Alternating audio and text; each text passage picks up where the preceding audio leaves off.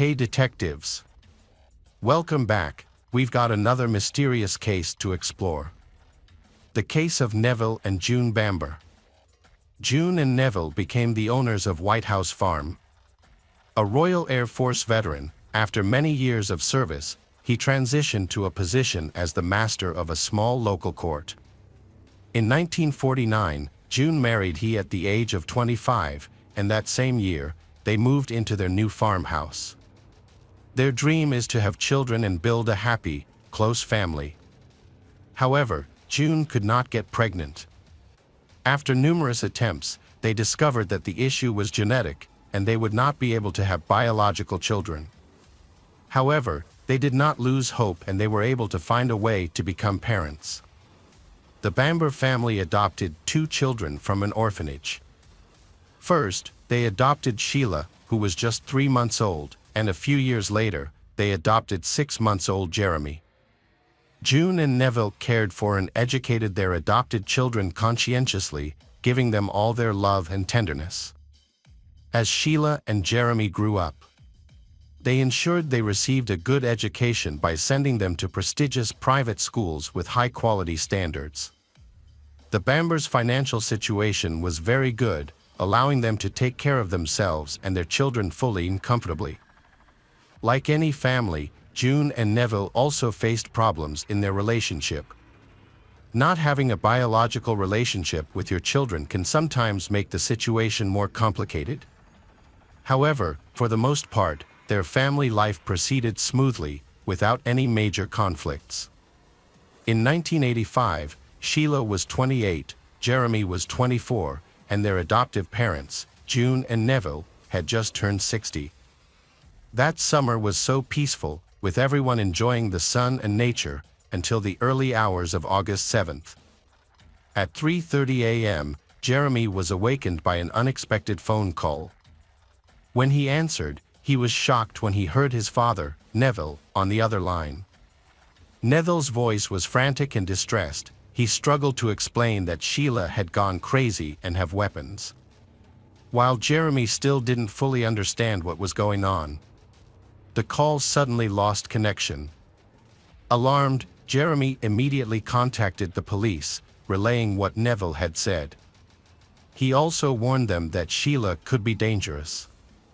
Despite the urgency, it took the police an hour and a half to arrive at the scene. By then, it was still dark, and the house was shrouded in shadows. The area was eerily quiet, a stark contrast to the chaos Neville had described. Since firearms were reportedly involved, the police approached cautiously, adhering to standard procedures. Then, they decided not to enter the house. Instead, they waited outside, wait for the task force to come and handle it. The police positioned themselves at a safe distance from the house and used a megaphone to try to communicate with anyone inside. For more than 2 hours, police tried to contact Bamber's family, but received no response. During this time, the police asked Jeremy to explain what had happened at the Bamber household the previous day. He explained that the entire family had gathered for dinner the night before. Toward the end of the evening, there had been a minor misunderstanding, but not serious. He also mentioned that he had left a pistol and a .22 caliber carbine with his parents. Both guns were in good working order and loaded. Nearly 3 hours after the first police officers arrived, at approximately 8 a.m., the special forces entered the house. Inside, the atmosphere was heavy and somber. The team cautiously advanced, inspecting the first floor. When they entered the kitchen, they found a scene of chaos. A chair facing down on the ground, and next to it, in a pool of blood, was Neville's lifeless body. He had been shot 8 times, 6 of which hit the head, leaving him with little chance of survival. His hands and face were bruised and scraped, with a broken nose and jaw, shows that he fought back drastic against the attacker. The officers completed their search of the first floor, then, they moving upstairs. Each step had to be made with caution to avoid noise, but this is very difficult. Because the floor is old and makes a creaking sound every time it is moved. On the second floor, in 2 bedrooms, they discovered 4 more bodies. They found June, Sheila, and 2 6-year-old boys, Daniel and Nicholas, all of whom had been fatally shot. June had been struck by 7 bullets, while Daniel and Nicholas sustained 5 and 3 shots, respectively. Sheila was found on the threshold of her parents' bedroom, with 2 gunshot wounds under her chin. In total, 25 bullets were used to kill the 5 members of Bamber family. Initially, police theorized that the Bamber family members had been deliberately killed. But who could have committed such an act? Was the perpetrator an acquaintance of the family, who had long planned to harm them and then finally carried it out? Or was the criminal so clever that he tried to fool the police with a fake clue? These questions remained unanswered, prompting the authorities to immediately begin an investigation. It is remarkable that although Sheila and Jeremy were both very well educated, they grew up with completely different personalities. Jeremy was introverted from a young age, preferred solitude, and did poorly in elementary school. Sheila, on the other hand, always had many friends around her. Jeremy is hot-tempered and has difficulty controlling his emotions. Even though his parents tried to educate him, but he still did not change. Eventually, they decided to send him to boarding school, which happened in 1970, when he was 9 years old. Boarding schools in England at that time were famous for their strict and harsh discipline, applied to all ages of students. Attending such institutions was expensive, but this was not an issue for the Bambers. As soon as Jeremy entered the boarding school, he realized he could no longer behave as he had before, as any disobedience was met with punishment. Unfortunately, he made the mistake of telling his classmates that he had come from an orphanage. His friends used that information to bully him. They often taunted him about being adopted, calling him a bastard. His years at boarding school were a challenging period for him. Although they didn't teach him many good things, they did help him improve his character somewhat. Over time, Jeremy became calmer, went on to university, and successfully graduated. Neville was extremely proud of his son and even bought him a ticket to Australia. For the next 4 years, he traveled extensively across the country, spent time living in New Zealand, and eventually returned to England in 1982. Upon his return, his parents, Neville and June, asked him to work on their farm. Along with the job, they provided him with a place to live, a cottage 6 kilometers from the farm, along with a car and a monthly salary of nearly $1,000, a generous amount for the time. They wanted to ensure that he had a comfortable life and did everything they could to support him. Additionally, they hoped he would help them when they were old. June, a very religious woman, had a hard time accepting the fact that her children had different views and attitudes about religion. Throughout her life, she did everything she could to guide them toward what she believed was the true path and to bring them closer to God. Unfortunately, her efforts were unsuccessful. So, she had suffered from severe depression, and her mental health had greatly deteriorated. At the time, mental health issues were treated with a crude and outdated method, administering electric shocks to the patient. It was believed that this could positively influence brain function. June's depression wasn't caused solely by her son, Jeremy. Her daughter Sheila, despite her calmer demeanor, also caused her great distress. Sheila enjoyed looking at magazines featuring models in provocative poses. Sheila dreamed of becoming a model and appearing on the cover of such magazines. However, she does not support this. But Sheila's problems don't stop there. One day, Sheila announced to her parents that she was pregnant. In many families, the news might have been met with joy, but the Bamber family is not like that. Sheila was still a teenager and unmarried, which made the situation complicated.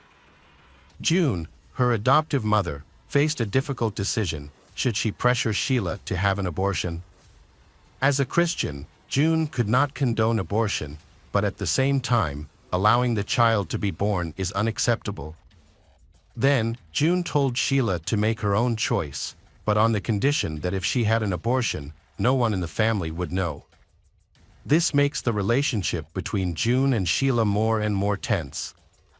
In 1977, despite her parents' objections, Sheila is married to Colin Caffell. They on to have twin sons, Nicholas and Daniel.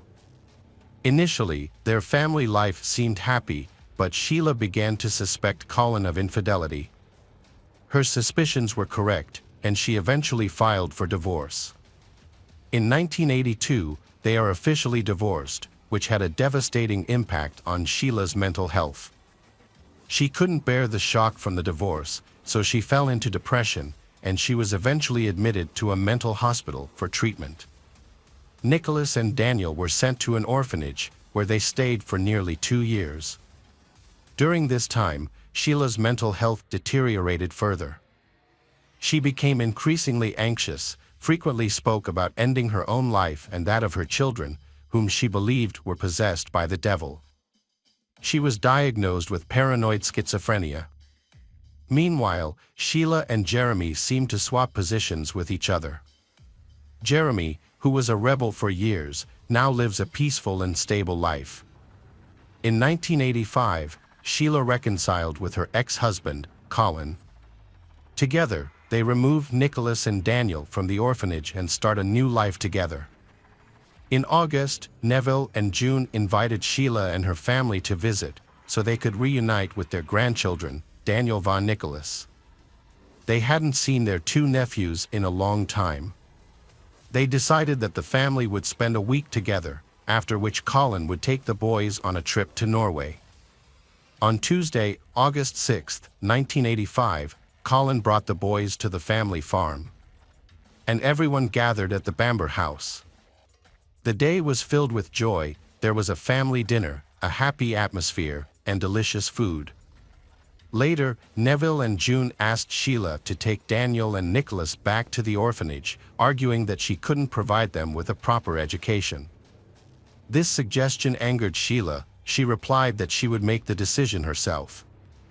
The calm atmosphere of the evening was disrupted at 8:30 p.m.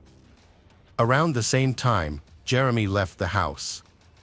Barbara Wilson, the secretary at Bamber Farm, called Neville regarding a work-related matter. When Neville answered, she realized he seemed very annoyed. In the background, she could hear raised voices, as though people were arguing or upset about something. This was unusual for the Bamber family, which surprised she. However, she couldn't learn more about the situation because Neville quickly ended the call and hung up. The next morning, everyone present in Bamber's house was shot dead.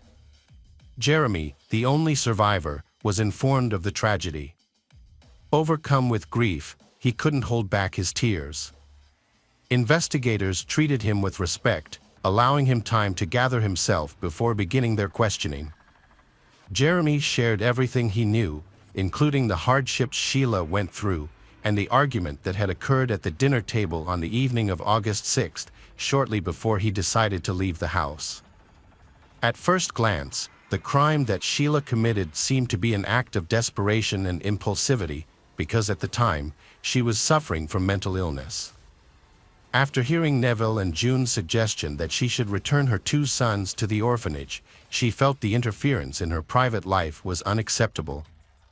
When she lost control, she grabbed a weapon and shot Neville, June, Daniel, Nicholas, and finally shoot yourself. Investigators believe this is what happened. However, there is one very strange detail. Sheila had been shot twice in different parts of her body. How could she have managed to do this to herself? The actions of the detectives were puzzling. They decided to burn the blood-soaked bedsheets carpet, where the bodies were found. They explained that they wanted to help Jeremy avoid the painful memories of the incident. Furthermore, the weapon discovered at the crime scene, which was a key piece of evidence, was improperly handled by the investigator. They picked it up with their bare hands without wearing gloves. A few days later, Bamber's family funeral was held, and Jeremy attended. He seemed distraught over the tragedy, weeping over the coffins of his sister, parents, and nephews. However, on that day, the investigation was reopened. Relatives of Bamber's family have expressed concerns about Jeremy's unusual behavior. Despite his tears, he made odd remarks, such as referring to himself as the boss. They found him smiling with the look of someone satisfied with victory. They reported this to police, causing police to conduct a more thorough investigation. Crime scenes need to be investigated carefully and meticulously to avoid drawing hasty conclusions. The detectives began by examining the weapon. They discovered fingerprints from several individuals, including the investigator who had handled the gun without gloves. The appearance of Sheila and Jeremy's fingerprints is not surprising. Jeremy admitted the gun was his, explaining he had purchased it for hunting. It is also understandable that Sheila's fingerprints were on the gun, as the initial theory suggested she had used the gun as the murder weapon.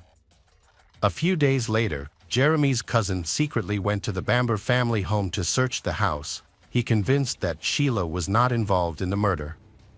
By this point, Jeremy had inherited to his family home and was living there alone. During the search, the cousin inspected every room and the closet, and he found a silencer for a .22 caliber carbine. Length of the gun, combined with the silencer, made it impossible for the attacker to have turned the weapon on themselves and fired. This discovery strongly suggested that Sheila could not have been the perpetrator.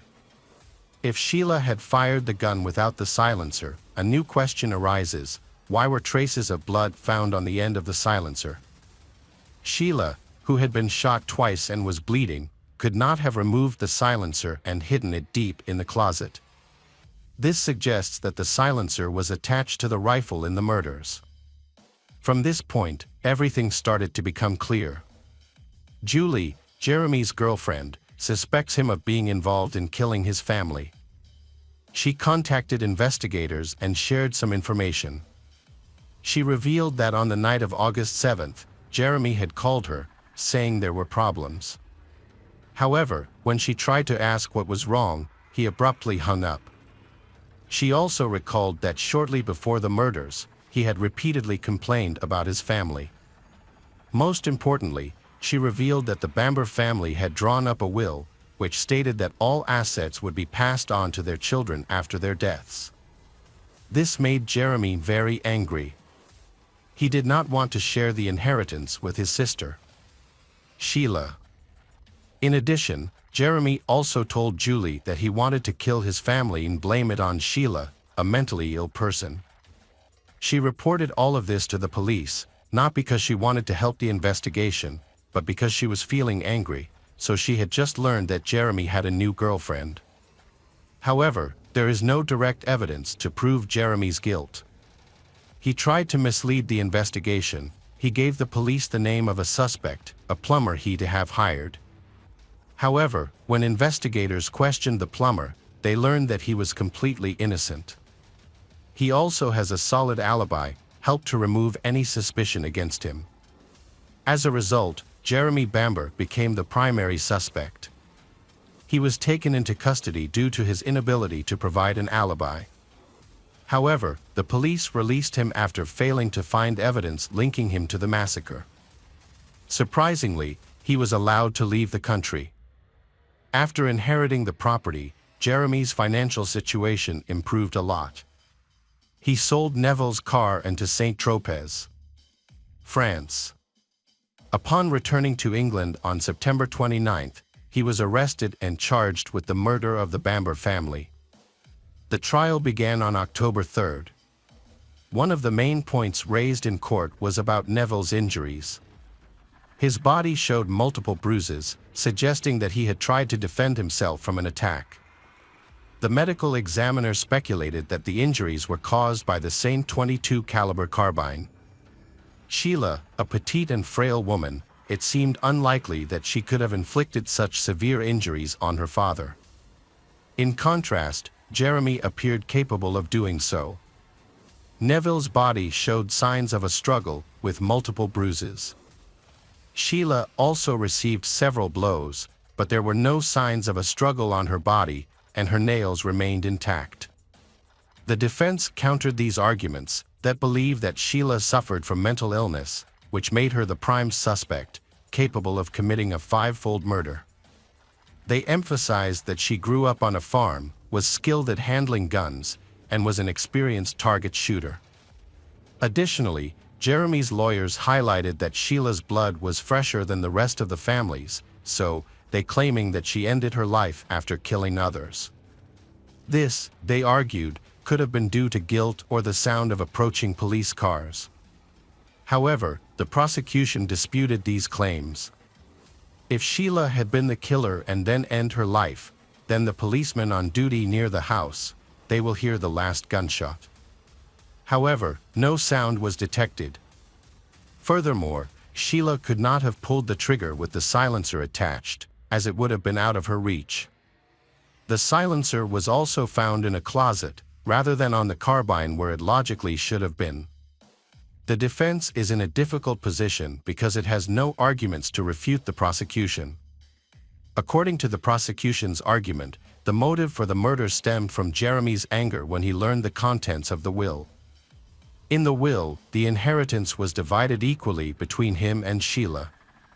His greed for the inheritance led him to plan a massacre. On August 6, between 10:30 p.m. and 11 p.m., Jeremy left his relative's house and went home. Later that night, he returned to their house on a bicycle he had taken from his mother, June, a few days earlier. He took a roundabout route and entered the house through an open bathroom window on the first floor. He climbed inside, retrieved the loaded gun, and went to June's bedroom. Then, he shot and killed her with 2 shots. Next, he aimed the gun at Neville, but Neville woke up and tried to defend himself, leading to a fight. During the struggle, he managed to shoot Neville.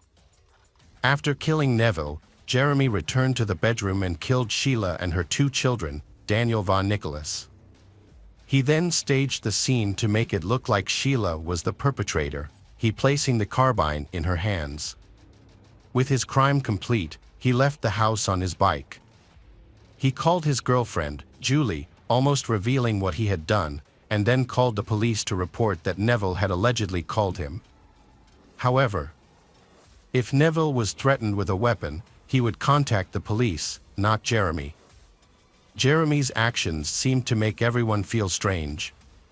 Why didn't he come to the crime scene immediately after Neville's call? After considering the evidence and various assumptions, the jury deliberated for 9 hours and reaching a verdict. Ultimately, Jeremy Bamber was convicted of 5 murders and sentenced to 5 life terms in prison with no chance of parole. Jeremy, meanwhile, maintains his innocence. Hi everyone, thanks for returning. Let's unravel another perplexing mystery. The case of Jock Waller. June 1, 2011 marked a turning point in the life of the Jock Waller family. That day, Jock called her sister Cheryl to say that she was going to pick up her children from her ex-husband Clay Waller and would be home later.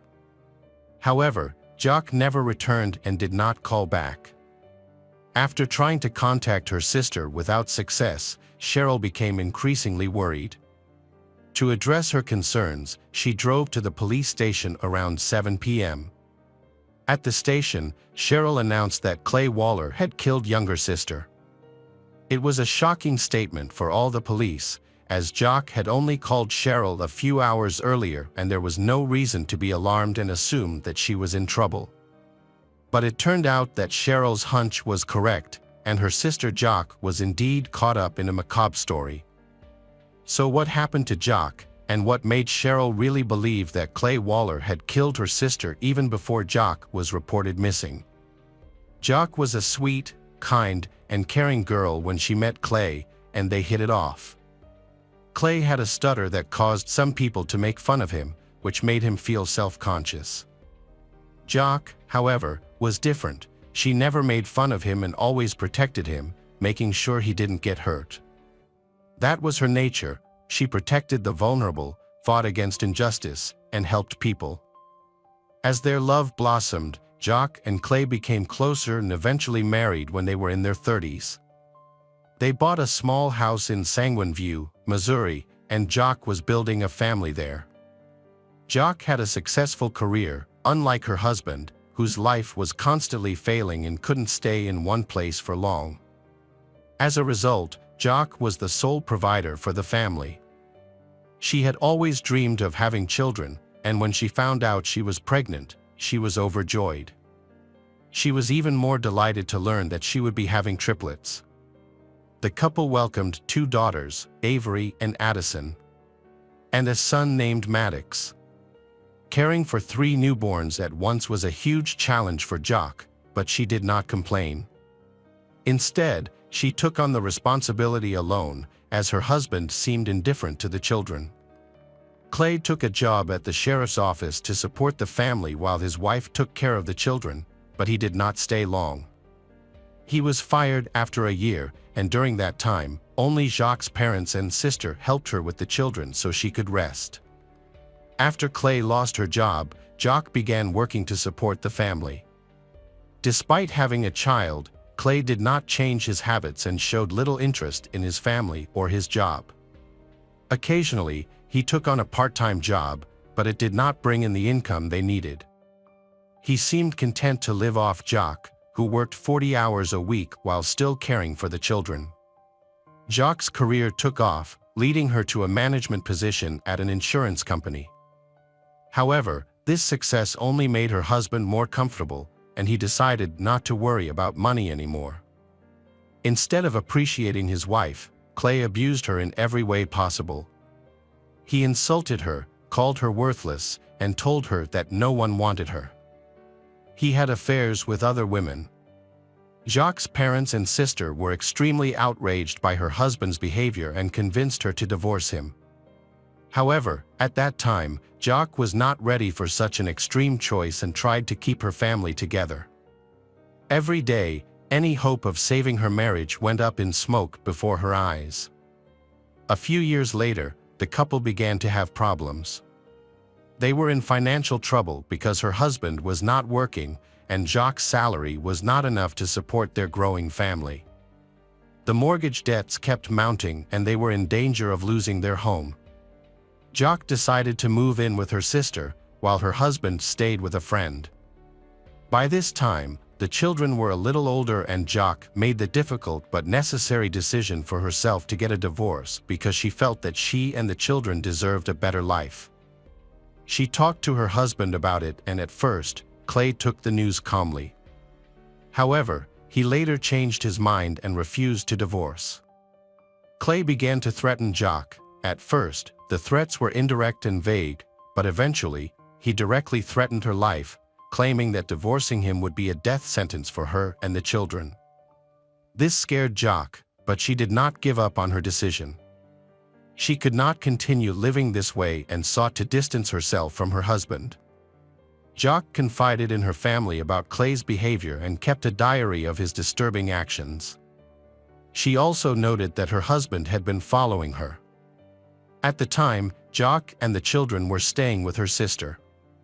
The children, who were only 5 years old, did not understand the situation, but Jacques explained that it was necessary. Eventually, things began to return to normal and the divorce proceedings were almost complete. Clay seemed to have accepted the divorce and stopped bothering Jacques. The two began to move forward and began to build a new relationship. Jacques allowed her husband to visit the children and they stopped arguing.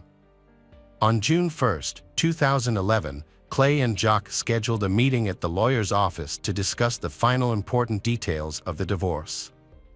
That day, their son Maddox was with his father, while the other children were at Jacques' sister Cheryl's house. After the meeting, Jacques planned to pick up her son. When she left the office, she called her sister Cheryl and told her everything had gone well.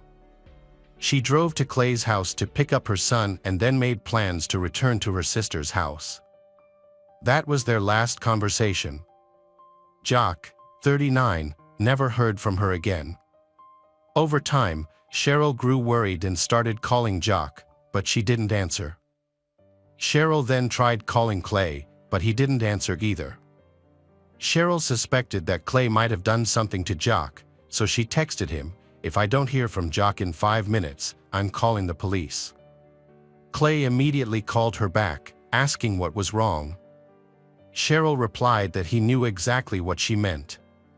But Clay insisted that he did not know where Jacques was and promised to tell her to call Cheryl back when he saw her. Doubting him, Cheryl took younger sister children to her parents' house and filed a police report herself. The police were wary of Cheryl's claim that Clay was involved in her sister's disappearance, but did not send her home to wait for 24 hours to pass. Instead, they quickly decided to contact Clay to find out if there was any clue as to Jacques' whereabouts.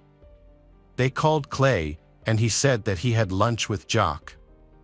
He said that they had met at the lawyer's office to discuss some aspects of the divorce and then drove to his house to talk further.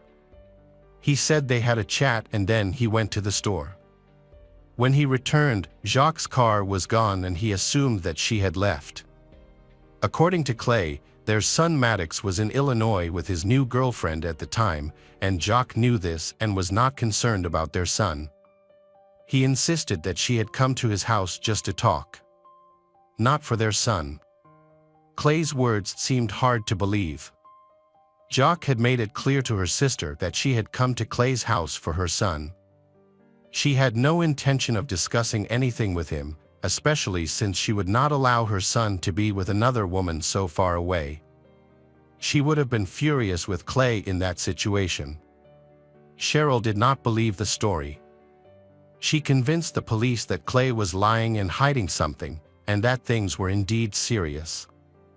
Jacques and her car were reported missing, and a massive search began. Hours later, Jacques' car, a Honda Pilot, was found on the interstate with flat tires. It was no accident. The tires had been deliberately punctured and looked like they had been set up. The car was found open and empty, with some blood on the back seat, but there were no clues to Jacques' whereabouts. It seemed increasingly likely that she had been attacked and kidnapped. The search for Jacques focused on that area, with many volunteers working alongside police and rescue dogs. Despite the unbearable heat, people were eager to help. The family offered a $3,500 reward for any information about Jacques' whereabouts. Despite their efforts, the search was unsuccessful. The police began to focus more on her ex-husband, Clay. They went to his house to talk to him again, but Clay repeated the same story. When police asked to search his home and car, Clay refused and immediately hired a lawyer to defend his rights. For days after she disappeared, Clay left his wife a tearful voicemail, "Hi honey, it's Sunday. I went missing on Wednesday. Please, if you get this message, call me. I don't know where you are and I miss you so much. Please call me." The police then obtained a search warrant and returned to his home. While examining the car, they discovered stains that looked like blood. The forensic team collected samples and sent them for testing, which showed that they were fish blood. It turned out that Clay had intentionally covered the car with fish blood to throw the forensic experts off. When the house was inspected, it was noticed that the floor had no carpet. A section of the floor had been cut out, leaving a noticeable mark. Small drops of blood were found on the basement hallway wall. There were signs that furniture had been moved. Something unusual was going on in the house. The forensic team checked under the floor and discovered a bloody carpet. Blood and carpet samples were sent to the lab for analysis. The police tracked Jacques' last movements. At 1:10 a.m., she was seen at a pharmacy with her ex-husband. They appeared to be normal. 2 hours later, Jacques was caught on camera. ATM security recorded the withdrawal. Jacques did not appear on the surveillance camera afterward, while Clay did. Hours later, Clay, his son, and his new girlfriend went to a toy store. They then went to a car wash in his pickup truck, which had a suspicious trash can inside. Clay changed clothes and washed the car and boat. Suspicion grew around Clay, and he became the prime suspect. Police released photos of Clay's pickup truck and boat, asking any witnesses who saw them to come forward. A young couple reported seeing Clay near Devil's Island on the Mississippi River, which was later confirmed by Clay's cell phone records. This prompted police to conduct a search of the area, but despite their efforts, nothing was found. At that time, forensic testing revealed that drops of blood found in Clay's home matched those of the missing woman, Jock. Based on this evidence, the police suspected that Jock was likely dead. The police brought Clay in for questioning and attempted to get him to confess to the murder.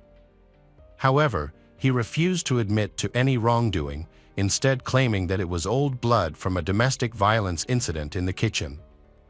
Without a body, the police could not arrest a suspect and charge him. They released Clay but continued to monitor and investigate him. Clay, who had worked as a deputy sheriff, knew full well that the police were watching him, and he played a cat-and-mouse game with them. He would go to deserted vacant lots to disrupt the investigation while the entire neighborhood was involved in the search for Jock, the missing mother of 3 children. Clay continued to harass the search party and Jock's family. He drove by, insulting them and yelling that they were wasting their time, claiming that they wouldn't find anything.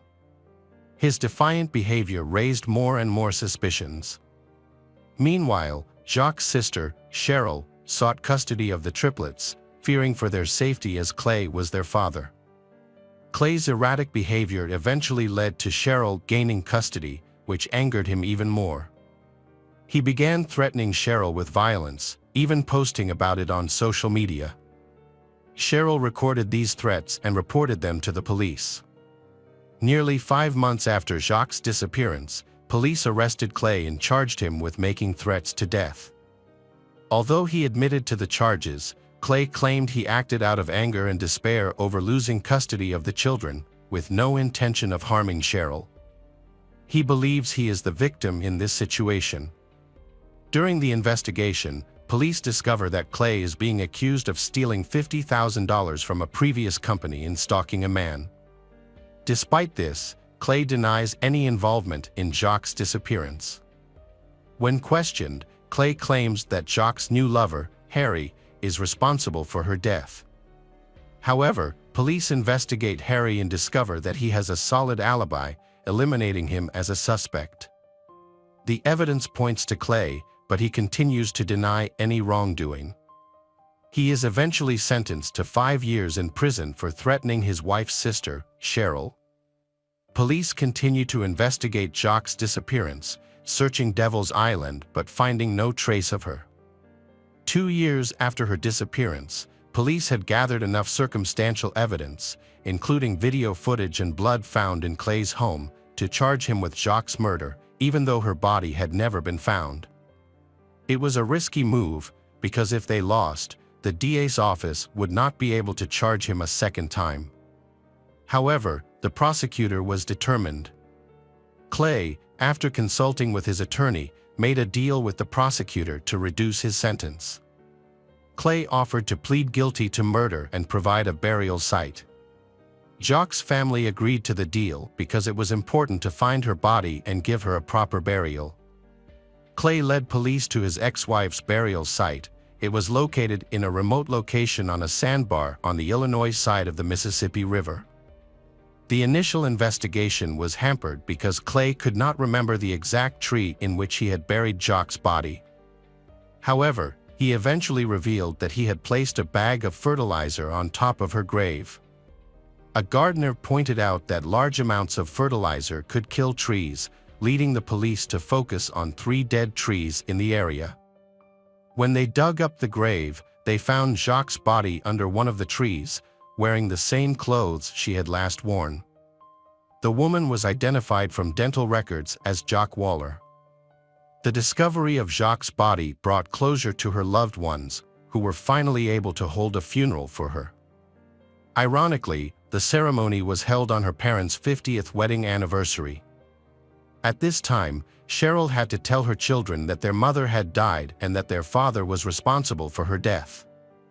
This revelation was devastating to the children, who not only lost their mother, but also their relationship with their father. The children immediately shunned Clay and refused to communicate with him. As part of his plea agreement, Clay was required to provide a detailed confession of his crimes. According to his statement, he began thinking about murder a year before Jock died, after she announced that she wanted to end their relationship. Despite these dark thoughts, he initially pushed them aside because Jock was the mother of his children. Clay felt he couldn't let Jock take his children. He had warned her earlier that if she continued to do so, things would not end well for her, but she chose to ignore him. The night before the murder, he had dug a grave for Jock on Devil's Island. It was then that he began to consider taking her life. At the time, their divorce seemed to be going smoothly. After visiting a lawyer, the couple had a conversation in which Jock suggested they have one last intimate encounter together. They went to his house, where they continued the conversation in the kitchen. He opened the refrigerator to find a snack. When he raised his head, he accidentally hit Jock on the head, causing her nose to bleed. This enraged her, and she stormed out into the hallway. She began screaming that he would never see their children again. This was Clay's breaking point. In a fit of rage, he punched her in the face and then strangled her. After the fight, he dumped Jock's body in a prepared grave on Devil's Island. He then cleaned up the crime scene by washing his car, cleaning the house, and showering. He changed into new clothes and attempted to resume his normal routine by meeting his new girlfriend and son at a toy store, as if nothing out of the ordinary had happened. Clay claimed the murder was an impulsive act driven by emotion, contradicting his earlier statement about digging the grave the day before. This inconsistency raised suspicions of premeditated murder. The medical examiner's report showed that the victim had suffered multiple skull fractures, consistent with blunt force trauma rather than a simple fight. Clay's initial story was not believed. Clay seemed content with his 20-year sentence for second-degree murder, showing no remorse for killing his ex-wife Jock. However, the prosecution had a surprising twist. The hole he dug to bury Jock was in another state, Illinois, and the murder took place in Missouri. These features fall under federal laws against domestic violence across states, and he violated them. This allowed him to add 35 years to his sentence. Clay Waller would be eligible for parole after serving 85% of his 55-year sentence. Clay had no idea that his confession would have serious consequences due to a federal law he was unaware of. Hello friends, welcome to our channel. Today we're going to take a look at another horrible case with you. The case of Maria Luisa Cedeno. On July 18, 2020, Maria Luisa Cedeno arrived at the Lamb Mission Inn Hotel in Manuel Antonio, in the Costa Rican province of Puntarenas. She was traveling with her little dog named Mafalda, it she treated like a daughter. The first day passed without incident. Maria Luisa went to the beach, had lunch at a restaurant, and drank some alcohol, activities common for tourists. However, the following day, everything changed. At 4:30 p.m. sharp, Maria requested that a bottle of wine, mineral water, and 2 glasses be brought to her room. It's worth noting that she didn't mention being with anyone, and everyone around her was convinced that she wanted to rest alone. Throughout the entire afternoon and night, no movement was recorded in her room. On July 20th, the hotel staff tried to contact her, but they received no response. A staff member had previously spoken with Maria, who mentioned that she lived alone because she had recently separated from her boyfriend, was not feeling well, and was only traveling with her small dog, Mafalda. Since several months had passed since the official start of the pandemic, Maria said that this had also affected her mental health, which was deteriorating. Considering everything she had been through, she said she needed a vacation. Therefore, the hotel staff decided to enter the room to check regularly, in case of any unforeseen circumstances. The front door was locked from the inside, so they looked for another way in and checked the door leading to the patio. This room had an emergency exit for guests with pets. They had previously opened the patio door so the dog could go outside. When the staff approached this exit, they found the door half open. Upon entering, they were hit by a terrible odor and saw blood stains throughout the room. The dog was alive, trembling in a corner and avoiding the staff, likely due to trauma or fear. The lifeless body of Maria was found lying motionless on the bed, wrapped in a sheet. Maria Luisa Cedeno was a highly respected anesthesiologist. At 43, she led the Department of Anesthesiology and Rehabilitation at Sima Hospital in Escazú. Her colleagues admired her greatly, and during the early pandemic, she was notably committed to helping patients in need. As a medical professional, she provided significant support to her loved ones, arranging health insurance, assisting with medical appointments. Maria's parents lived in San Carlos, which made it difficult for her to be with her family all the time. Friends described her as a strong, intelligent, and likable woman who loved traveling both within Costa Rica and internationally. Her reputation was impeccable. The news of Maria's death was a tremendous shock to her family and Costa Rica. People were left asking, who would want to harm someone like Maria? From the moment the hotel staff discovered the lifeless Maria body, the mysteries of this case began. The crime scene is confusing, not only because of the brutality Maria endured, but also because of the mysteries that arise as soon as they enter the hotel room she rented. Like most hotels worldwide, this hotel keeps a record of the magnetic keys used for the rooms. This means that each time a room is accessed, the card used is recorded, and the key's code is identified.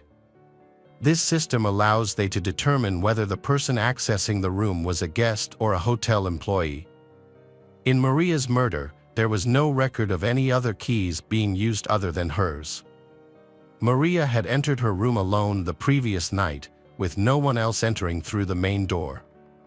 However, the room had a sliding glass door at the back that could be used as an alternative entry point. Since this door could only be locked from the inside, it is possible that Maria left the door unlocked, either intentionally letting someone in or accidentally leaving the door open. This allowed someone to enter and commit the murder. As the door didn't have an electronic lock system, there was no record of anyone entering or exiting through it. This was considered the most logical explanation at the time. After discovering Maria's body, hotel staff immediately contacted the police. Upon examining the scene, it was clear that she had been brutally murdered. Her body showed severe damage, indicating that she had been tortured by someone who was extremely enraged. Forensic experts collected evidence and analyzed every detail to determine the cause of death and identify the perpetrator. The authorities recommended a closed casket at the funeral due to the extreme level of brutality inflicted upon Maria. An autopsy was later performed, which showed that the body had multiple bite marks and 2 broken fingernails, indicating that Maria attempted to defend herself. The autopsy also revealed that the killer cleaned the she-body after the murder. According to the investigator, Maria was killed in the bedroom, as evidenced by the large amount of blood found on the bed. The killer then moved the body to the bathroom, washed and dried it, wrapped it in a sheet, and placed it back on the bed. Although the killer attempted to wash the Maria body to eliminate evidence, this proved nearly impossible due to the extensive presence of blood throughout the room. Bloodstains were found on the floor, walls, curtains, and bed, indicating the brutality of the attack. The forensic experts took photographs and collected as much physical evidence as possible from the scene. The body was then sent for an autopsy, and the police started interviewing the hotel staff and guests who may have witnessed or heard something. Given the state of the crime scene, it is likely that Maria screamed violently and her dog barked loudly during the attack. However, no one reported hearing any screams throughout the night. The hotel was relatively empty, but there were still a few people working at the hotel, and the hotel owner, Harry Bowden, who lived there with his husband Dano, were also present there. Additionally, Harry had allowed some acquaintances to stay at the hotel due to their financial difficulties. A bottle of wine and 2 glasses were found in Maria's hotel room. The wine had been ordered from room service. Later, investigators examined Maria's cell phone and found that she had sent a photo of the 2 glasses to a friend. However, the message did not indicate that she was with someone or she was waiting for someone to come to her room. She also sent an audio message to the same friend describing the hotel's all-inclusive package and its benefits. Maria seemed pleased with the service, mentioning that staff would bring her drinks, fruit, and other treats. She also mentioned interacting with hotel staff, including the bartender and hotelier's assistant, and noted that the owner was Dutch. Although she acknowledged the hotel is a bit worn out and understaffed, she expressed her overall satisfaction with her stay. The room cost 155,000 colons per night.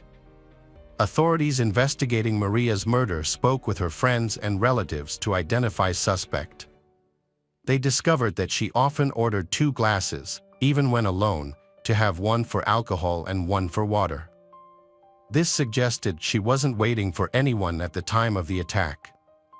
The investigation revisited the initial theory: the attacker must have been someone who saw Maria in the hotel, noticed the back door was open and attacked her. However, the extreme brutality of the crime suggests that the killer had deep hatred and anger towards the victim, and often the killer knew the victim. Even so, there is no evidence that Maria was with anyone or had enemies at the time of her death. The autopsy revealed additional details about Maria's death, including signs of strangulation, blows to her face, arms, and chest, and evidence of abuse. After analyzing the autopsy results, conducting interviews with family, friends, and hotel staff, authorities concluded that the attack was likely carried out by multiple individuals. This theory was based on the fact that there were no reports of Maria screaming during the attack. Authorities believed that at least 2 attackers were involved, and they took complete control of Maria. Some investigators even suggested that a 3rd person may have been involved, as the victim showed signs of abuse. According to this theory, 2 assailants held Maria Luisa down and a 3rd raped her. All of this is evidenced by the fact that when her body was analyzed, there was no sign of rope or anything to indicate that she was tied up. Police speculated that the men may have stuffed something into Maria's mouth to stop her from screaming or to prevent her screams from being heard, in order to carry out the attack undetected. The cause of death was determined to be a head injury, which could have occurred in several ways. It might have been caused by a violent blow to the head, by being undressed, as there was evidence of fractured vertebrae, or by being hit with an object or falling heavily to the floor. Overall, what the assailants did to Maria was an atrocity, and without clear motivation. The first suspect was quickly identified because this man, who was staying at the hotel, had numerous fresh wounds resembling scratches and blows, suggesting he had been defending himself. Upon investigation, it was revealed to be Teodoro Herrera Martinez, an exotic dancer working in the city's nightclubs and staying at the hotel at the time of the murder. Teodoro was arrested when authorities were looking for evidence that he was involved in the murder. The man's footprints were compared to those at the crime scene. 2 matching prints were found on the black ceramic tile floor in front of the bed in the bedroom. A short time later, a second suspect named Luis Carlos Miranda was arrested.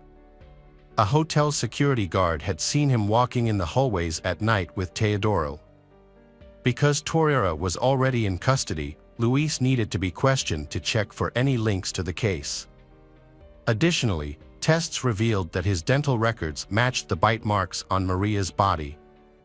Hotel employees testified that they saw Maria talking to Luis and, on one occasion, to Teodoro. However, their interactions were casual, like simple greetings, rather than those of acquaintances or friends. This might be because there were very few guests at the hotel, so they may have passed each other many times. Earlier, the hotel owner allowed 2 friends, Luis and Teodoro, to stay on the property due to financial difficulties. The police decided to question the owner of the hotel, Harry Bowden, after finding matching footprints and bite marks from the two suspects, Luis and Teodoro. During questioning, Harry revealed that on the night of the murder, July 19, 2020, he and husband were having dinner in their apartment within the hotel with Luis and Teodoro. After dinner, the four men went to a private pool. Harry also disclosed that Luis and Teodoro worked for him in exchange for accommodation. Luis managed the website and marketing, while Teodoro worked as a cook and bartender. The hotel owners and Luis and Teodoro were not close friends initially, but after moving into the hotel a year before the murder, they started spending more time together, going out for meals and socializing. And thus, the four men became friends. Although Harry cooperated by giving an interview in August 2020, but he was arrested because bite marks found on Maria's body matched his dental records, which began to reveal the truth. The police confiscated the phones of all the detainees and found text messages between Luis and Harry that turned out to be very compromising. In these messages, Luis invited Harry to have an intimate relationship with a woman he had been following. This exchange happened several days before the incident. However, Luis and Harry claimed that the messages didn't mean anything and that they were just joking, but that, along with the physical evidence, was enough for the authorities to keep them in jail while the case was being put together. The only person not arrested was Harry's husband. Because there was no evidence against him, no text messages, no fingerprints, and the bite marks didn't match those on Maria's body. Luis, Harry, and Teodoro's defense argued that the bite mark evidence was inconclusive and that none of them were involved in the murder. Despite this, the three men were charged with the murder of Maria. Before the trial, Harry's lawyer requested that he be released and placed under house arrest for two reasons. First, due to Harry being 69 years old, staying in jail was risky. Second, he had difficulty walking due to recent knee surgery. The defense claimed he had been using a cane for a long time, and at the trial's start, he appeared in a wheelchair. Because of this request, he was placed under house arrest and returned to the hotel where he was staying, and he couldn't leave the hotel. On September 13, 2022, the trial of Luis, Harry, and Teodoro began, where evidence against them was presented. The prosecution struggled to prove the involvement of Harry and Luis. They had text messages and bite marks on Maria's body as evidence. However, the bite marks couldn't definitively identify the murderer, they could only exclude suspects. All hotel employees were ruled out as suspects, but not these two, Harry and Luis. In contrast, Teodoro had the most evidence against him. There was a blood trail, and he had wounds inflicted by Maria during her self-defense, as his blood was found under her fingernails. Blood was also found on his shoes, watch, and cell phone, located in his room during the search. Given this evidence, only Teodoro Herrera Martinez was convicted and sentenced to 50 years in prison, while Harry Bowden and Luis Carlos Miranda were acquitted due to a lack of physical evidence. Many people believe that Luis and Harry were involved in the murder because the hotel security cameras mysteriously stopped working on the day it happened. This suggests that someone might have planned it. A hotel security guard was also suspected, but he and the other two individuals could not be arrested due to a lack of evidence.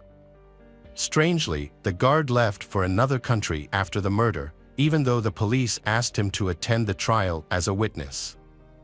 There are several aspects of this case that suggest more people might be involved.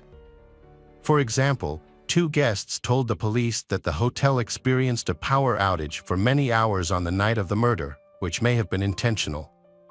This could have been done to disable the security cameras and the magnetic keys.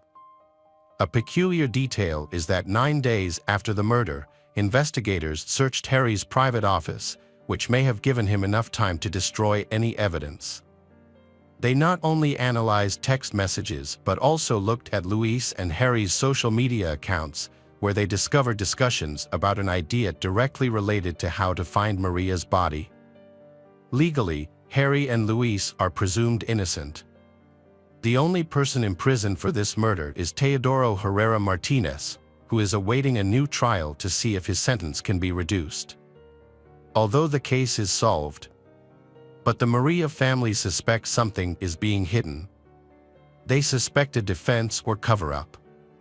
The family reported that the authorities returned Maria's belongings soaked in blood, which they find puzzling because they wanted to preserve the evidence in case new information emerged.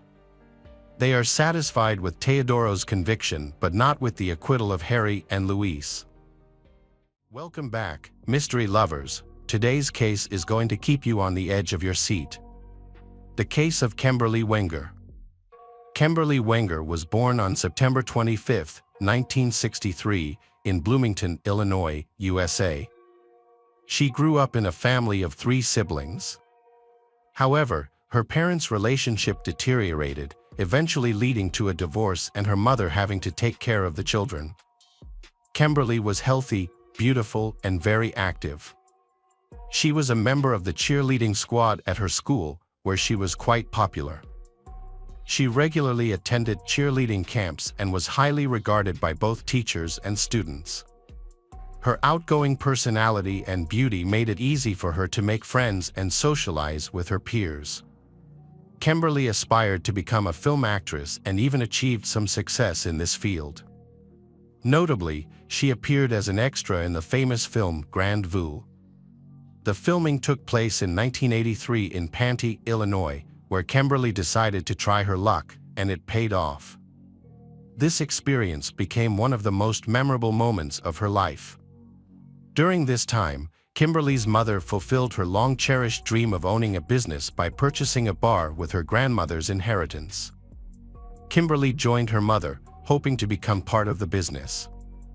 However, disagreements over her mother's vision led Kimberly to leave the company. In 1985, Kimberly met a young man named Thatcher Wenger and they began dating. Kimberly found him to be loving and kind. She soon became pregnant and they welcomed a daughter named Kelsey. The couple later married.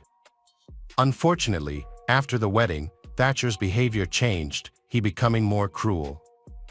This change, coupled with financial difficulties, made their situation tense.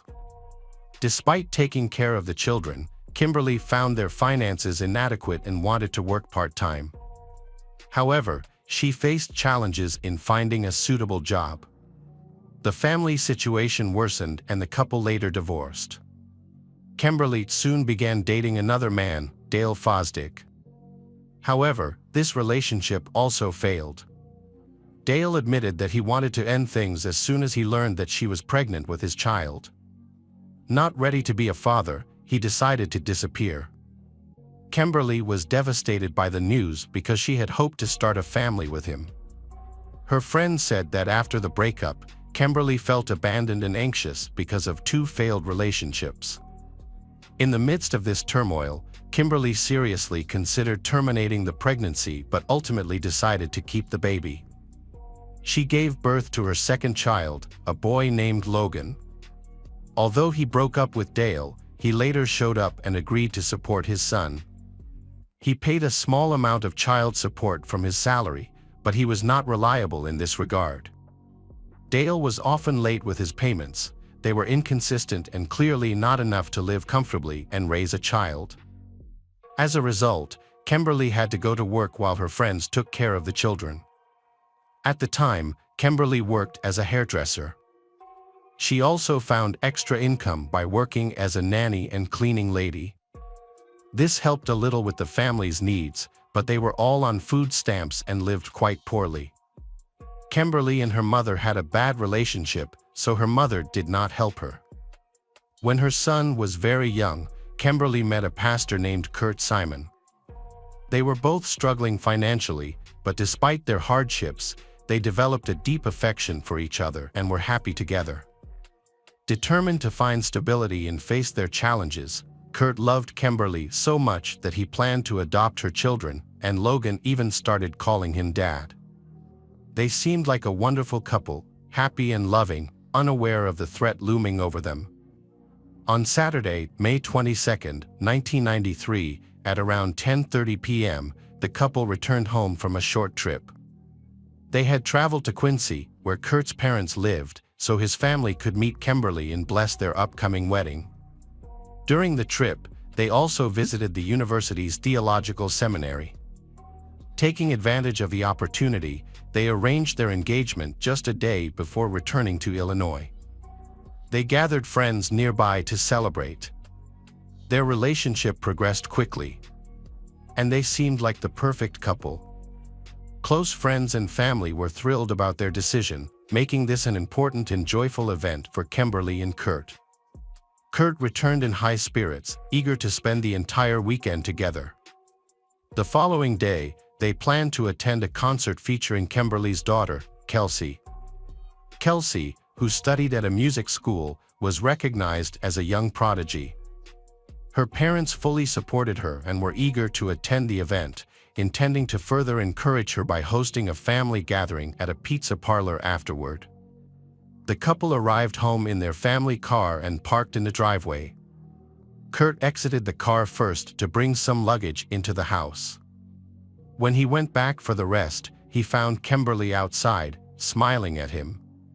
She remarked that it felt warmer there compared to Iowa, her last words before she opened the front door. As Kimberly entered the house, a huge explosion suddenly occurred, violently throwing Kurt backwards. The explosion was so powerful that it woke the neighbors and shattered the windows of the surrounding houses. In shock, Kurt rushed into the ruined house and found Kimberly lying motionless on the floor. The right side of her skull was missing, destroyed by the explosion or debris. Tragically, Kurt could do nothing to save Kimberly. Kurt was in shock and couldn't believe what was happening. Luckily, the children had stayed with Kimberly's relatives and didn't join them on the trip. Kurt called 911 and stayed with her until the police arrived. The officers responded quickly and found Kurt crying, kneeling in the rubble of the house, holding his beloved's head in his arms. She was only 29 years old when she died. This event was strange and unusual for the entire local community in such a quiet place. People feared their homes might also be rigged to explode, so they asked the police for protection. Fortunately, no such threats were found. Explosives experts quickly scanned the crime scene to determine the best course of action and found a suspicious package in the hallway of the home. The package was rigged to explode if moved, activated by a button. When Kimberly entered the house, she noticed the unfamiliar package and, out of curiosity, attempted to inspect it. The package exploded at face level, killing her instantly. During the crime scene investigation, forensic experts discovered various bomb-making materials in the basement, such as wires, fuses, and battery wrappers. Discarded rubber gloves were also found in the trash. Although Kurt was present during the explosion, he suffered only minor injuries. As a result, the police initially considered him the main suspect. In full view of their shocked neighbors, Kurt was handcuffed, read his rights, and taken to the police station for questioning. He cooperated with the investigation, providing his fingerprints and DNA, and recounted the events leading up to the tragedy. Kurt was released hours later. His active cooperation in the investigation gave hope that the criminal would be apprehended soon. Considering Kurt was not involved in the incident, it is likely that the perpetrator brought the tools and parts needed to make the bomb. Since the entrance doors and windows were not damaged, it appears the attacker had a way into the house. The police thought this was a deliberate act of revenge against Kimberly.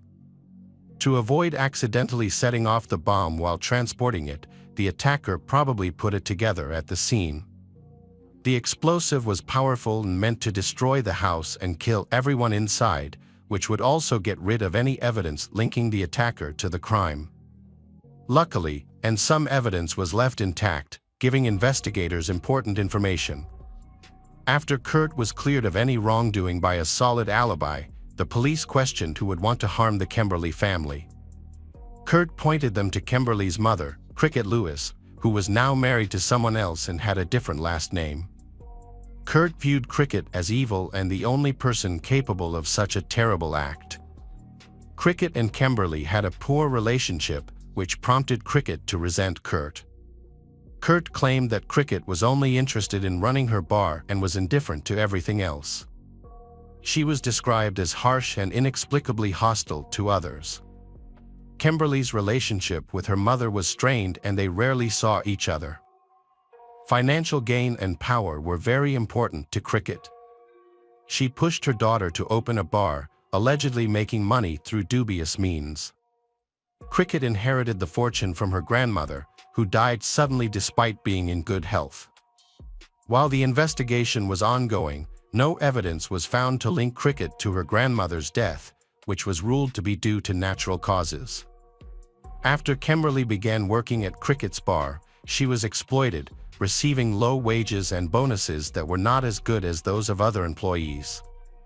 Despite trying to resolve her financial problems with the help of her loved ones, Kimberly only faced more challenges. Realizing the situation, Kimberly abandoned her delusions and left the bar. At Kimberly's funeral, Cricket seemed to be concerned only about losing Kimberly's insurance policy, which meant she would not receive financial compensation for her daughter's death. However, the police investigation found no evidence of malicious intent on Cricket's part. They found that she was focused on running her business. After carefully examining the information and witness statements, the police found that Cricket had no motive for the crime. It was concluded that she did not have the technical skills and abilities to build a bomb herself, and her alibi was found to be credible. When the investigation resumed, the next suspect was Kimberly's ex-husband, Thatcher Wenger.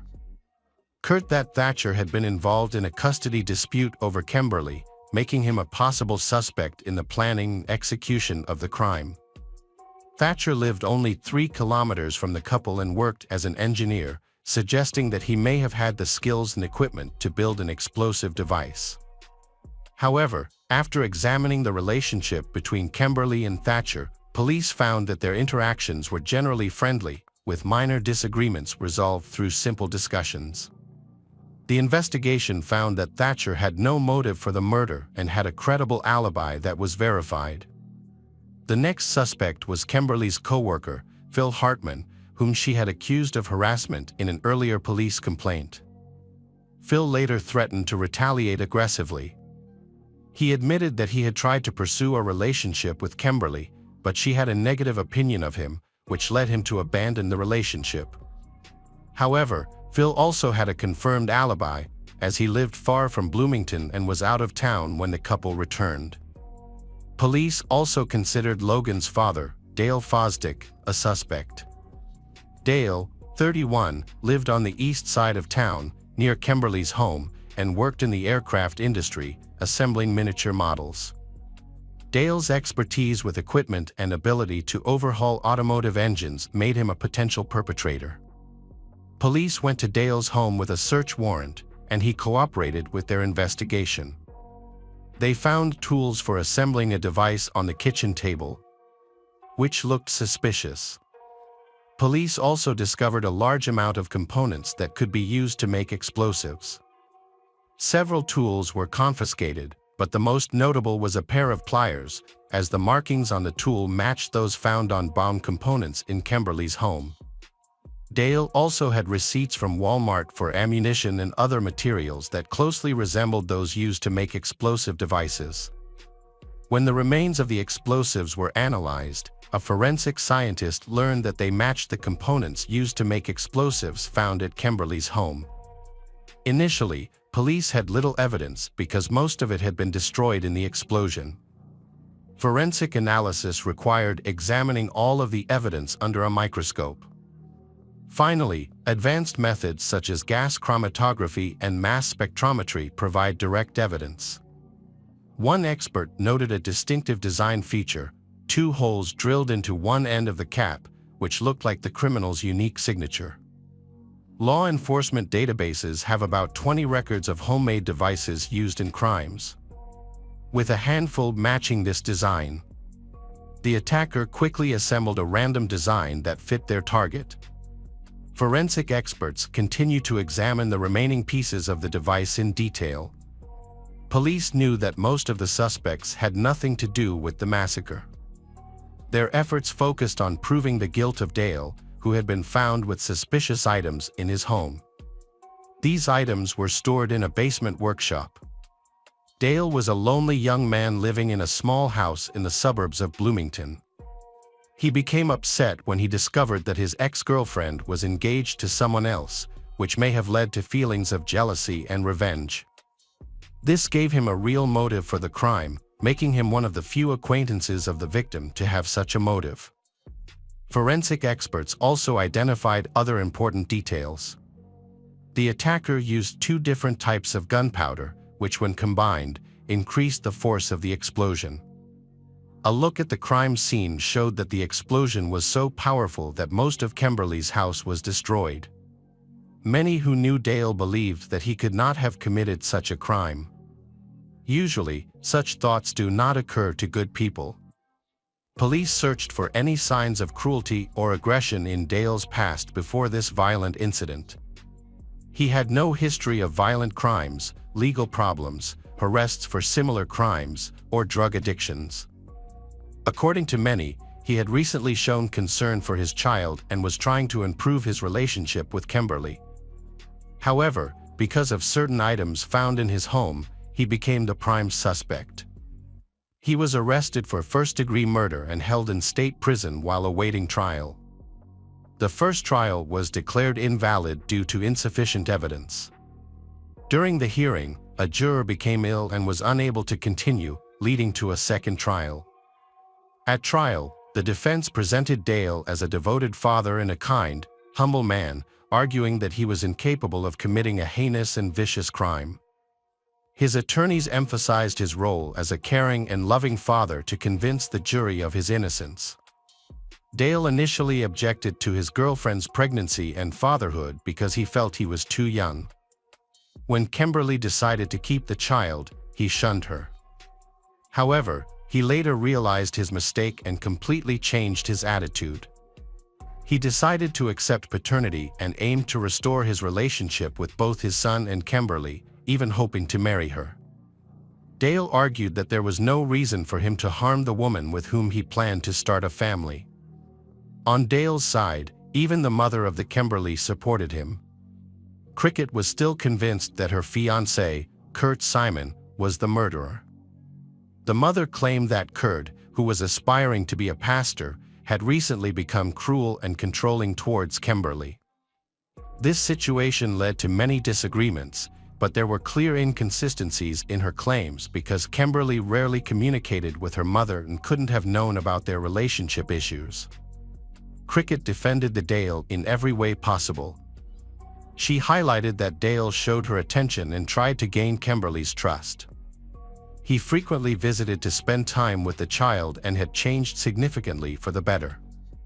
Dale Fosdick repeatedly expressed his love, apologized for his past decisions, and tried to win Kimberly over. However, she was firm in her commitment to her new boyfriend Kurt and had no intention of breaking up. In fact, the couple planned to get married and confirmed this by getting engaged. The prosecutor's office warned that the Kimberly's decision could have dire consequences once Dale realized there was no chance of rekindling their relationship. Seeking revenge, Dale likely targeted Kurt. Despite Dale's careful planning, the Kurt miraculously survived. During the trial, one of Kimberly's sisters and her mother supported Dale, claiming his innocence. Despite this, the prosecution made a strong case. Explosives experts provided direct evidence that a large number of parts and materials suitable for making bombs were found in his home and proved that they were used to make bombs. According to S.H. Moore, Dale expressed a willingness to support Kimberly financially, but he preferred to quit his job rather than pay alimony. Meanwhile, Kimberly wanted the financial support she was entitled to from the negligent biological father of her son, so she planned to seek justice through the court. During this time, Dale grew worried that Kimberly would move away with their son to live with her fiancé. Several of Dale's co-workers mentioned his intention to gain custody of Logan to avoid alimony payments. To achieve this, he gathered evidence to discredit Kimberly, hoping it would help him strip her of parental rights and gain custody of their son. Neighbors reported seeing Dale near Kimberly's home before the explosion. Kimberly kept a spare key under the rug, allowing Dale easy access to her home. Many described Dale as a quiet, unassuming, even shy person who seemed unlikely to commit a violent crime. He was known to avoid conflict and was always positive. However, the prosecutor's office argued that Dale's personality influenced his choice of method in eliminating his victim. Not wanting to confront Kimberly directly, he resorted to a surprise and cowardly attack using an explosive device. On February 26, 1996, the jury found Dale Fosdick guilty of first-degree murder. After the verdict, the mother of the Kimberly expressed her disagreement with the decision, stating that Dale could seek her help if he needed it. She held his hand, tears in her eyes, and kissed him on the cheek, believing he was a victim of a miscarriage of justice. Dale had 25 supporters who actively defended his innocence in court. Only one juror voted against the death penalty, which was enough to spare him from it. Consequently, he was sentenced to 55 years in prison. Cricket Lewis, Kimberly's mother, continued to fight for Dale's innocence. In May 1996, she wrote a letter to the local media. She acknowledged that her stance had caused considerable public outrage and that she had faced criticism for supporting Dale, the convicted man. She was upset when her daughter's fiancé Kurt described her as the embodiment of evil in a media interview. Cricket asserted that she mourned her daughter every day and believed that the real killer was still at large. Cricket died at 65 on December 19, 2003. Her son-in-law, Kurt Simon, became a minister at the First Presbyterian Church after her death.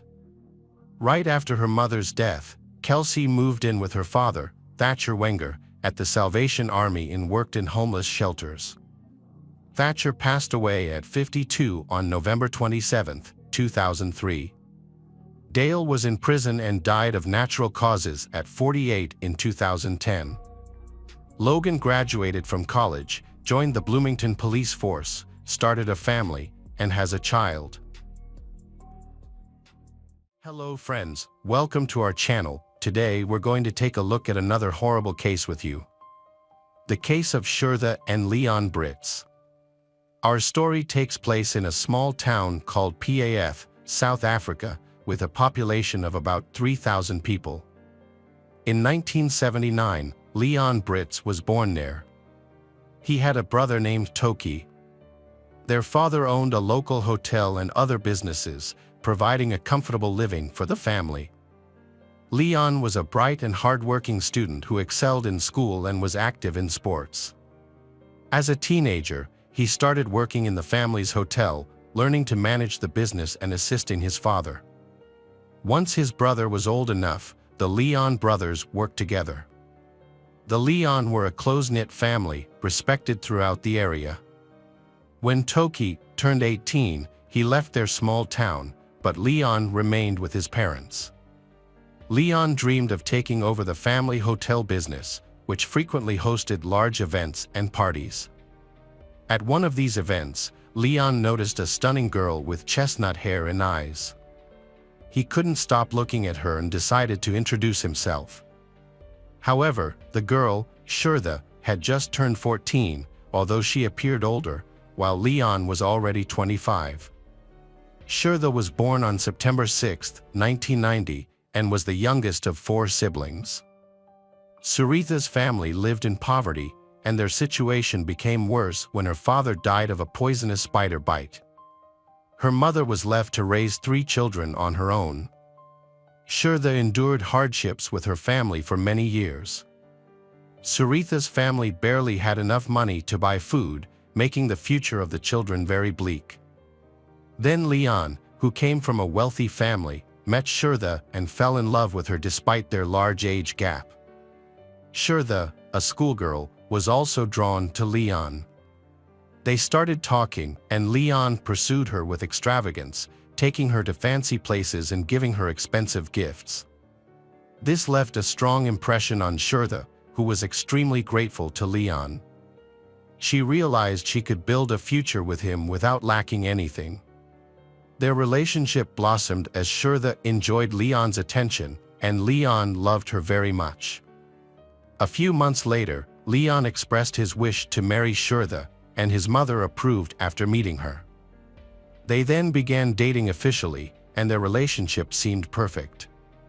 However, when Shirtha turned 15, her classmates noticed changes in her behavior.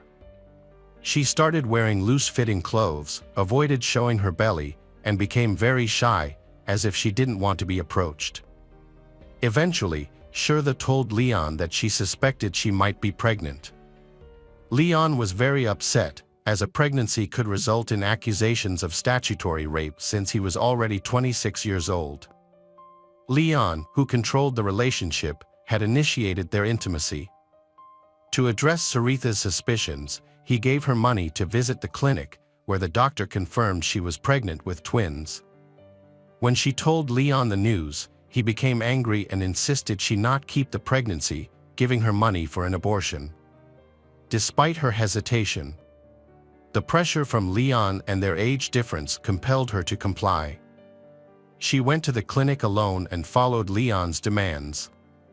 Leon wasn't opposed to having a family and children, but he believed everything had its proper time and that they should wait until she was at least an adult. After the procedure, when Shirtha returned from the clinic, her mental health was severely impacted. Leon thought that taking walks would help her recover quickly, not realizing she was in a lot of pain. Her emotional recovery needed more time. Shirtha eventually overcame the trauma, and their romantic relationship continued. Leon still wanted children but asked her to wait. By the end of 2008, Shirtha was in her final year of school, preparing for her exams. At 18, she became pregnant again and told Leon about it. Leon was unhappy once more, but this time, Shirtha refused to have another abortion.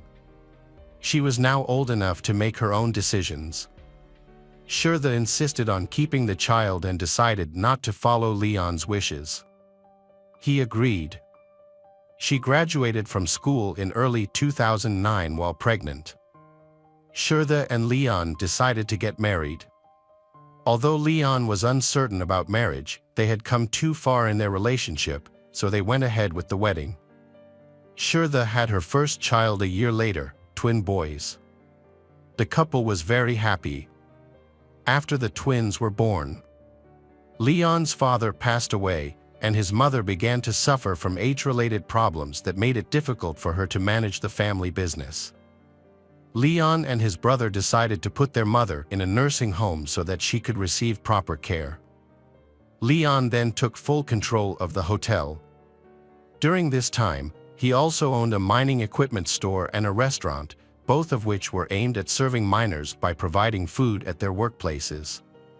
He also owned rental properties. These ventures generated a good income for the family, allowing them to live comfortably. Due to his heavy workload, Leon decided to involve his wife in the family business. He didn't pressure her, as she had already wanted to start working in business. Leon entrusted her with managing the equipment store. She began handling supplies while caring for their two young children, which made managing the business challenging. Although she couldn't take on a large workload, she managed to handle her responsibilities effectively. By this time, the children had grown up and started school. In South Africa, getting an education can be a challenge as not every small town has educational facilities and the quality is often subpar. Ensuring the best quality education often requires daily travel between cities. However, Saritha's family rented a house in a nearby major city for the duration of the children's schooling. Leon decided to send the children to Kakumahi with Shirtha. She had to take care of the children herself and give up her business. They only visited Leon on weekends to spend time with him. At first, everything seemed fine, but over time, the distance between the spouses became more apparent. The children couldn't communicate with their father regularly, and Sheila rarely saw her husband. Their relationship grew much colder than it was at the beginning of their marriage. In 2017, Sheila began experiencing health issues. She was diagnosed with cancer, heart problems, and arthritis. She underwent surgery to remove the tumor, which saved her life by preventing the disease from progressing. To address her other health issues, Sheila started traveling to Johannesburg every month to receive special treatments from specialists at a clinic. All of this was funded by Leon, who genuinely wanted to help Sheila and supported her while continuing to manage the business. The biggest challenge during this period was taking care of the children, but the couple solved it by hiring a nanny to help. The family business was very profitable, and Leon's workplace and home were both equipped with safes. Thanks to the extensive business, Leon became wealthy, but at the cost of having to work long hours without days off. In addition, getting rich in a poor country is very dangerous. Because he had unintentionally attracted many people who were jealous of his life. Starting in 2017, Leon encountered problems in his business, which led to many people publicly threatening him. At this time, Leon confided in his wife that he felt unsafe and feared for his life. The couple discussed these issues regularly to ease his anxiety, but the situation did not improve. Gradually, the threats became a regular occurrence. Leon began to ignore the threatening messages, as they came almost every day over trivial matters. A few years later, a terrible tragedy occurred on October 7, 2020. After a brief phone call with Sheila, her husband returned home to check on the dogs. He then stopped communicating, which worried Sheila. She decided to go home to check on him. That day, after arriving home and going inside, the house was strangely quiet and empty. Sheila searched every room and finally discovered Leon's body floating in the pool. In shock, she contacted Leon's brother and then called the police to report her husband's death.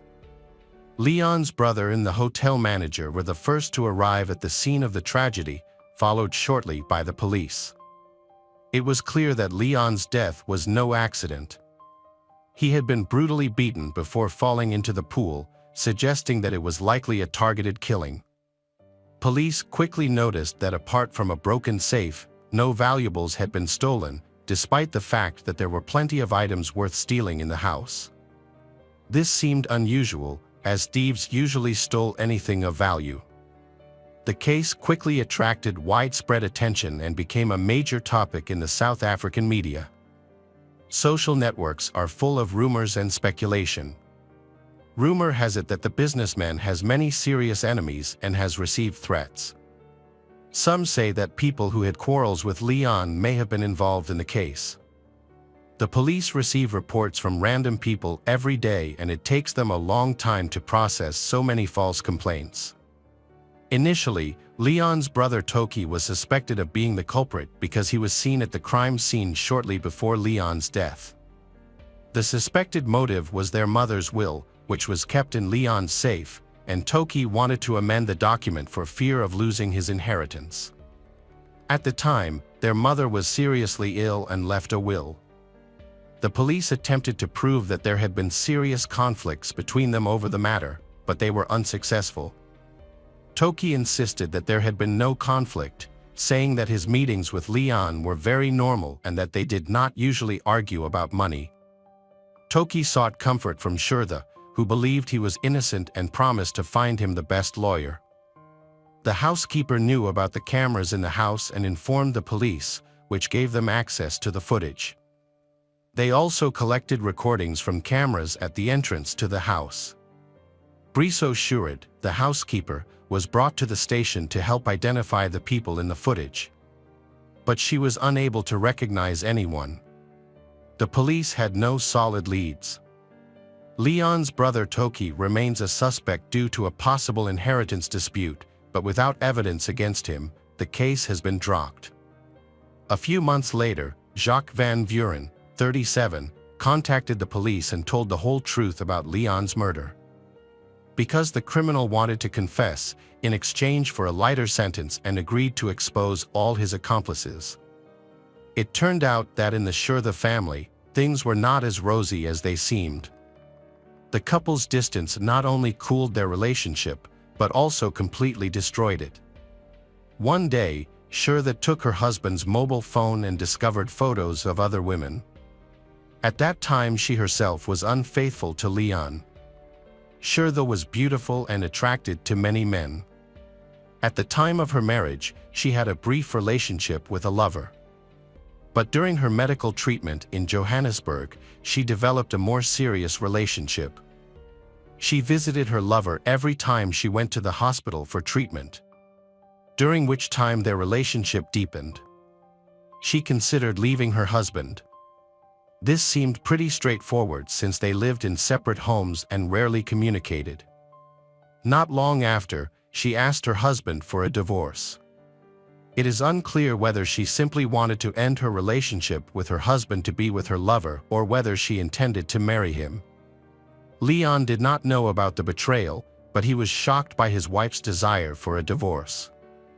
At first, he reacted very violently and expressed his grief. Then he calmed down and threatened that if she filed for divorce, he would take everything from her, including money and children. Memories of her poor childhood still haunted her. Due to pressure from her husband, Sheila had to give up her plans. She no longer loved her husband Leon, but she did not want to lose everything. In desperation, Sheila turned to her lover, who lived near Johannesburg, to see if he could help her leave her husband. She repeatedly asked him for help, but he refused. He tried to convince her that it was a bad idea. Eventually, she stopped making these requests. One day, Sheila was talking to her lover. During the conversation, she said that she no longer had to worry about her husband because a classmate was willing to help resolve the situation. At first, her lover took these words as a joke and the couple never brought up the subject again. However, it was not a joke. Sheila was actually talking to her classmate, Jacques van Vuren. At the time, Jacques was going through a difficult time. He had just divorced and his ex-wife had moved out with the children. He had also been injured at work, forcing him to reduce his hours and income. Despite this, he still had to pay child support, which led to serious financial difficulties. In the face of these difficulties, Jacques relapsed into drug addiction, which drove his wife away from him. Sheila and Jacques met again by chance at a barbecue, where he confided in her about his troubles. Sheila decided to take advantage of this opportunity. She had obtained Jacques' phone number. Sheila contacted Jacques. She said that her husband had been abusing her for years, so she wanted to get away from his control. And Jacques believed her. He was extremely disgusted by Leon's behavior. Sheila had reached Jacques' limit, as he had had a difficult childhood. He lived with an abusive father who had physically and mentally abused him, leaving him traumatized, and Sarita's story was effective. Finally, he agreed to help Sheila resolve her situation. She promised to pay 400,000 rand, a large sum that could help Jacques solve all his financial problems. During this time, Leon's business was struggling. His hardware store and restaurant had also closed. The estate was abandoned and did not generate any income. The Leon family had been living off their savings, but with the high costs of maintaining their lifestyle, their financial reserves began to run out. In this context, Leon often quarreled with his wife. Their relationship began to fall apart, which only made the situation worse. Finally, Sheila decided to get rid of her husband again. She contacted Jacques, who asked for half the money in advance. Sheila withdrew 70,000 rand and met Jacques to discuss the plan. She promised to give the remaining money through her housekeeper, who worked for Leon and had moved into her house to help with the housework. The next day, she gave Jacques an envelope containing 1,000 rand. With the deposit, Jacques hired his university friend Enrich Williams. Enrich initially refused to participate in the murder, but due to financial difficulties, when Jacques offered him a large sum of money, he could not resist and agreed. Enrich was 34 at the time and worried that he couldn't handle Leon on his own. So he found a place to stay, Amantal Bariki, a recent college graduate. Amantal, just 24, had studied engineering and dreamed of building his own house. Like many others, he was struggling financially. When he was told of the amount of money involved, Amantal agreed to help. Then the plan entered a careful preparation phase. Sheila filmed a video showing the layout of the house and discussed the attack with the criminals. Sheila let the criminals into the house so they could hide behind a large sofa in the living room.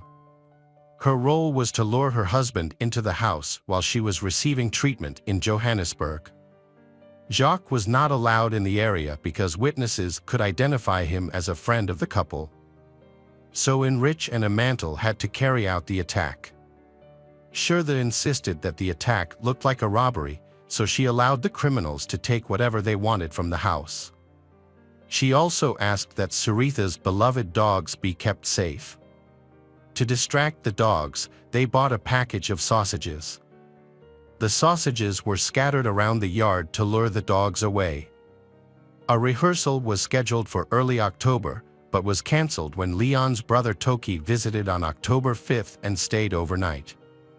The attackers had everything ready and planned to burn clothes and any other evidence after the murder to avoid leaving any clues for the police. While waiting for the signal to start, Jacques tried to calm down. He broke his rule of staying away from the area where Leon would be killed by driving past the house several times before returning to wait for the signal to continue. At around 6 a.m. the next day, while Leon was at work, the attackers entered the house and hid behind the sofa. At 10 a.m., Sheila called Leon to say that, according to the housekeeper, the dogs were missing. Leon needed to go back to look for them, which seemed normal to him, so he returned to the house, unaware that his attackers were waiting inside. As Leon entered the living room and turned around, the attack began. He was stabbed in the back by Amantal with a knife. Despite being caught off guard, Leon fought back. During the struggle, Enrich grabbed a baseball bat and began beating Leon. Leon fell to the ground. He was stabbed 8 times, and then they used a dog collar to strangle him to death before stealing his wallet. They then carried Leon and threw him into the pool. Then went back into the house, opened the safe, and stole money in diamonds. They fled the scene after carrying out their plan. At the time, Sheila was in Johannesburg for treatment, which gave her an alibi. After learning about the incident, Sheila returned home, where she discovered her husband's body. Later, when Sheila was invited to the police station to view the surveillance camera footage, she noticed her old school friend Jacques in the video. Although his face was not visible, the footage captured his car driving suspiciously past their house twice. Sheila did not claim to recognize the car, but the police took notice of it, although the license plate was unclear. While the investigation was ongoing, Sheila used a disposable phone to avoid detection and keep their conversations from being monitored. It turned out that Sheila had provided the police with information regarding Toki and tried to blame him for her husband's death.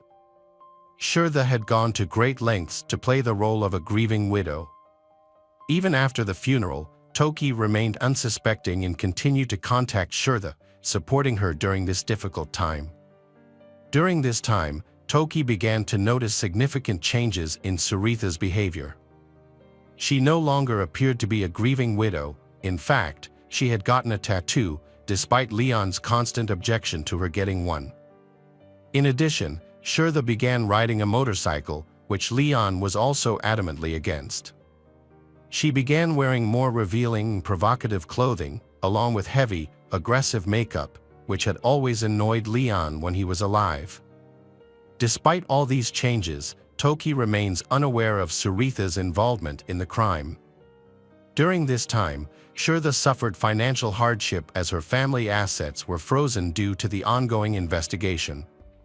She was unable to pay the remaining 200,000 rand to the killers and had no personal savings. The killers became angry and began to threaten her. Jacques regularly contacted her to demand money, but Sheila continued to delay payment by insisting that the assets were still frozen. The situation became so bad that she hired a bodyguard to move into her home. The bodyguard began helping to look after the children, leading neighbors to assume that he was her new partner. Jacques also received threats from Enrich and Amantel, the killers, as he was responsible for paying the remaining amount to them, but he could not do so without money from Sheila. On one occasion, Jacques went to visit his sister and received several threats along the way, which made him fearful. Under emotional pressure, he confessed to his sister about the murder, and she informed their mother. His sister then tried to convince him to go to the police and confess, and he finally agreed. This led to the full truth about the murder being revealed. When the police arrived at Sarita's house, she said that she was upset because Leon did not approve her divorce and refused to pay for her medical treatment.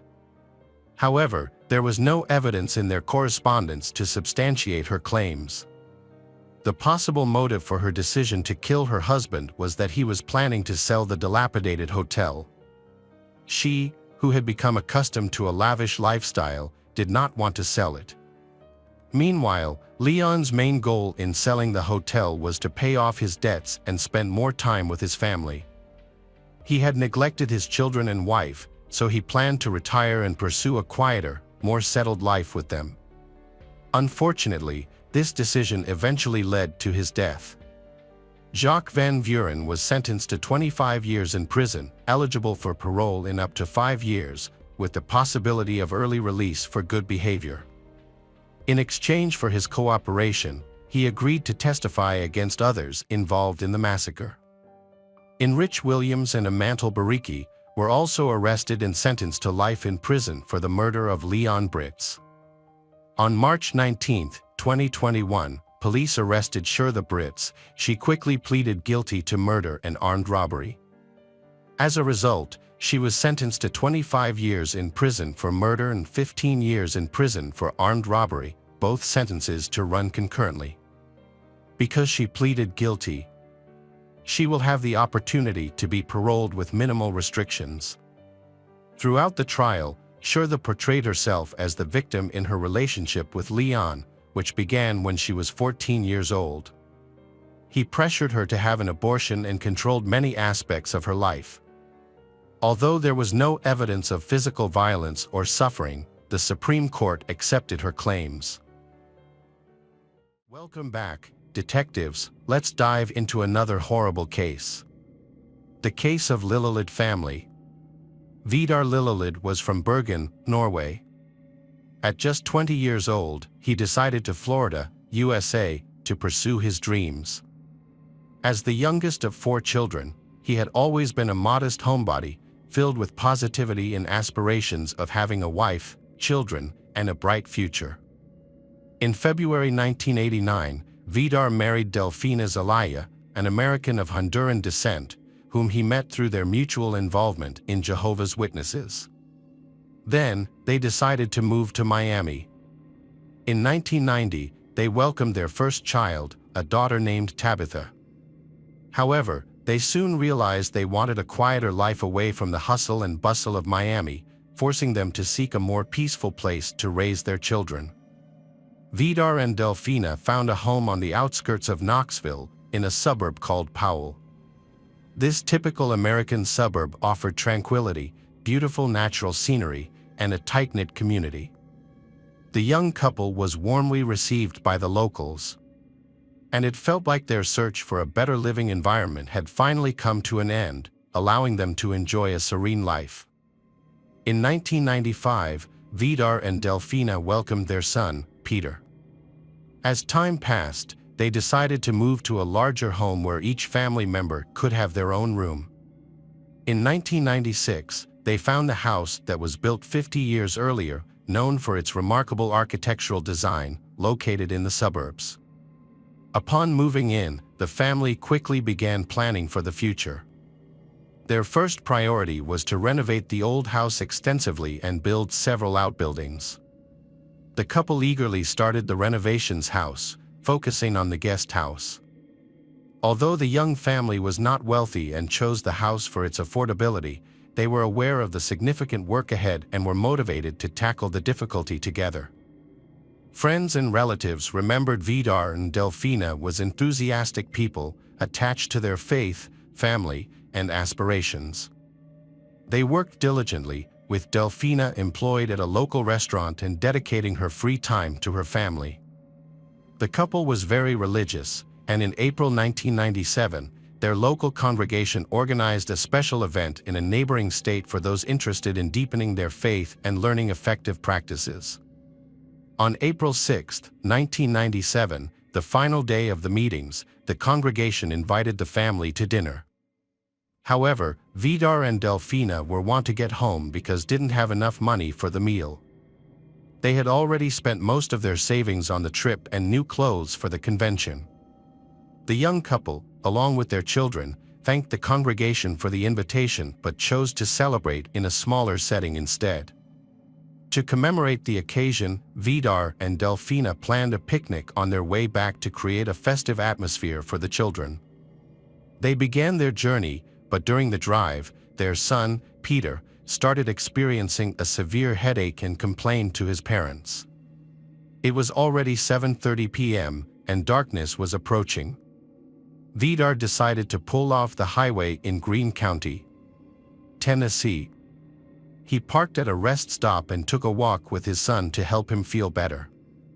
Meanwhile, Delfina and Tabitha went to the restroom, where they ran into some unfamiliar girls. As they waited at the restroom exit, Peter was already outside with his father, Vidar. After their short walk, the boy felt better, and they waited for Delfina and Tabitha to return so they could have a snack. At that moment, several people noticed them. In Knoxville, a small motel housed a group of young people from Kentucky who had moved into one of the rooms. The group consisted of 6 individuals: 18 years old Natasha Cornett, 17 years old Karen Howell, 20 years old Joseph Reisner, 14 years old Jason Bryant, 19 years old Edward Dean Mullins, and 18 years old Crystal Sturgill. Many of them faced legal issues, had abusive parents, and came from troubled family backgrounds, often dealing with domestic violence and academic struggles.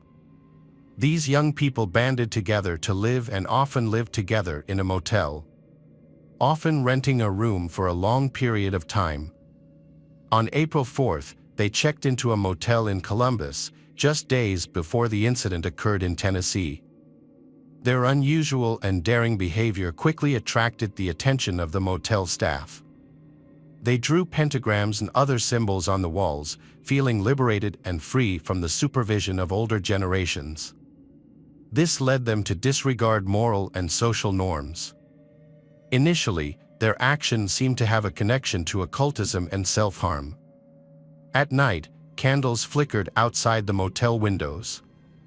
These young people used razors to cut their hands, which was both a protest against their difficult experiences and a silent plea for help that went unnoticed.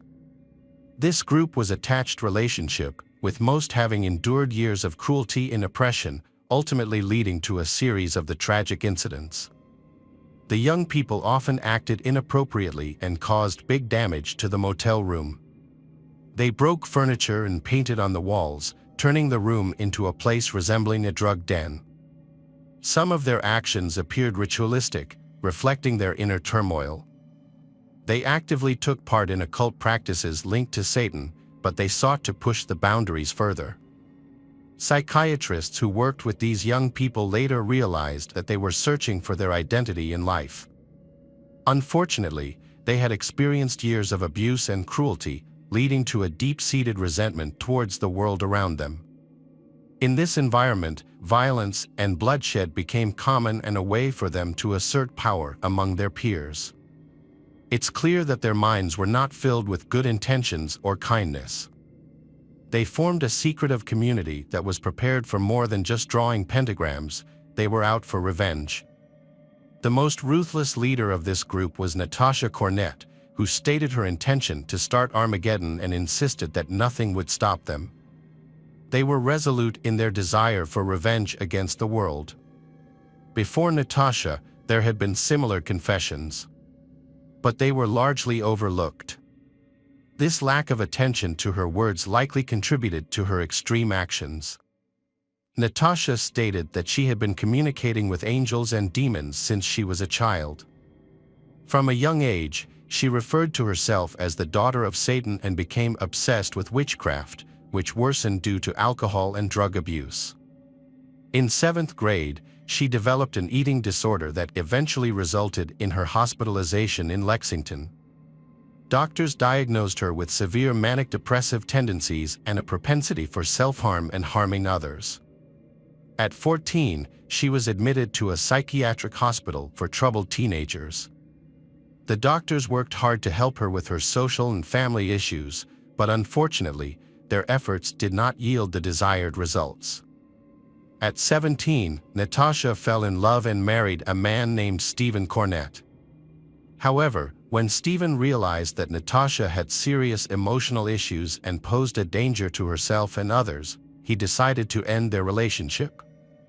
This breakup deeply affected Natasha, who was already struggling with her mental health, and her condition worsened after she moved to New Orleans. There, she suffered a brutal attack by 5 men, which resulted in severe emotional trauma and further deterioration of her mental state. Natasha became obsessed with the movie Natural Born Killers, which features a young couple traveling across America and committing murders. At one point, she threatened her mother with a knife and ran away from home. During this period, she was at her most unstable, posing a genuine threat to herself and those around her. She sought a way to bring her dark fantasies, inspired by the film, to life. After leaving home, Natasha met a group of people who shared the same difficulties as her. Among them was her best friend, Karen Howell, who was also interested in witchcraft. Karen came from a troubled family and had a history of substance abuse and alcohol problems. She often caused disruptions, both at home and elsewhere. During her school years, she witnessed her parents' tumultuous relationship, including violent arguments and physical abuse from her father. Like Natasha, Karen struggled with thoughts of self-harm and attempted to end one's own life 4 times. Karen's behavior was very unstable, making she could not integrate at school because she was often scolded and criticized by her teachers. She changed schools 4 times and eventually ended up being homeschooled. However, being at home with toxic parents only made her situation worse. During this time, she began holding spiritual sessions in an attempt to communicate with demonic beings, which was made worse by regular substance use. Karen became a passenger in a car that was transporting weapons for a gang. Driving the unreliable car was her boyfriend, Joseph Reisner, who was born in Khazar on October 13, 1976. He never knew his biological father and took on his stepfather's surname when the family moved to Georgia. Joseph's parents' relationship deteriorated significantly, leading to their divorce. His mother, Mary, became actively involved in church activities. By then, Joseph had a reputation as a drug user. He started using drugs at the age of 10 and quickly progressed to harder substances. Joseph claimed to have had intimate experiences with 2 nannies who took care of him.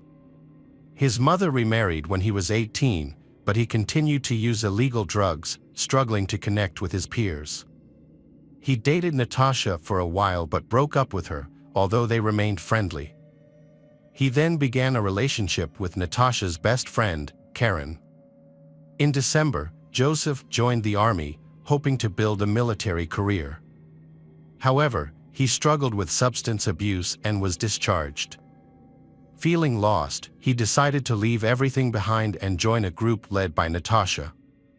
During this time, Natasha began dating Edward Dean Mullins, who was born on January 26, 1978.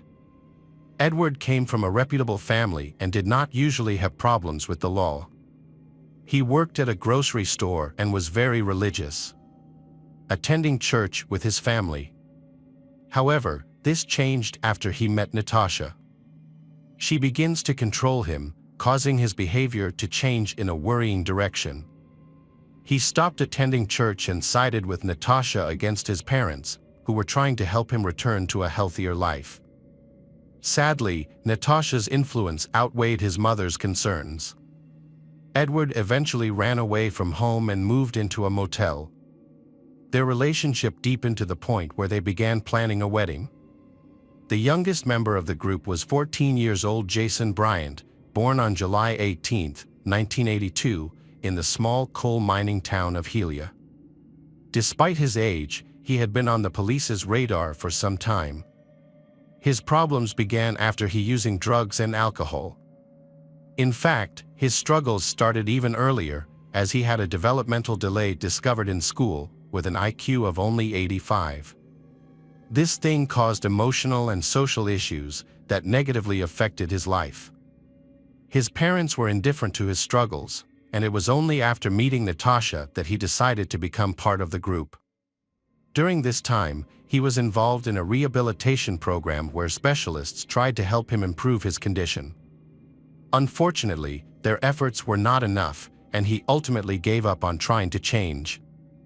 Jason and Natasha even engaged in drinking each other's blood, believing it to be a demonstration of their deep love, convinced that it would strengthen their connection. On March 13, 1979, in the city of Harold, there was a girl named Crystal Sturgill who excelled in her studies. However, her life changed when she began using substances during high school. Crystal started smoking in the locker room, which frustrated her teachers. More serious issues emerged in December 1996, when Crystal entered adolescence. She began arguing frequently with her parents and isolated herself at home, which eventually led to her filing a police report. Crystal accused her father of long-term abuse and rape. She claimed that this abuse only ceased after she began dating. Her father denied the allegations, calling her a liar. Following a trial, Crystal was placed under the care of social services. Over time, she lived with 13 different foster families before meeting Natasha and joining her group. In fact, Natasha's Armageddon Cornet plan is already starting to become a reality. On April 6, the group broke into the home of a police officer living nearby. The homeowner was OTV. They successfully entered, stealing pistols of the .&P caliber, 2 boxes of ammunition, and $500 in cash. This marked the beginning of their plot for the apocalypse becoming a reality. Afterward, they returned to Nashville to commence their violent rampage. The group, made up of reckless young people, was traveling in a car that was in poor condition, seemingly on the verge of breaking down. The driver, worried about the car's reliability, was speeding over 30 kilometers per hour above the limit when the police stopped them. They received a fine, but this was just one of many legal issues they would encounter. Ultimately, the 6 Satanists, including Natasha, Edward, Joseph, Jason, Karen, Crystal, armed and prepared, safely reached their destination. They understood that they needed a reliable car to execute their plans. A key task for them was to find an appropriate vehicle, which they planned to steal. They had to move fast before their Chevrolet completely failed. As they continued their journey, prepared for serious crimes, they came across a woman named Delphina Zelaya, who was heading home and had paused at a restroom.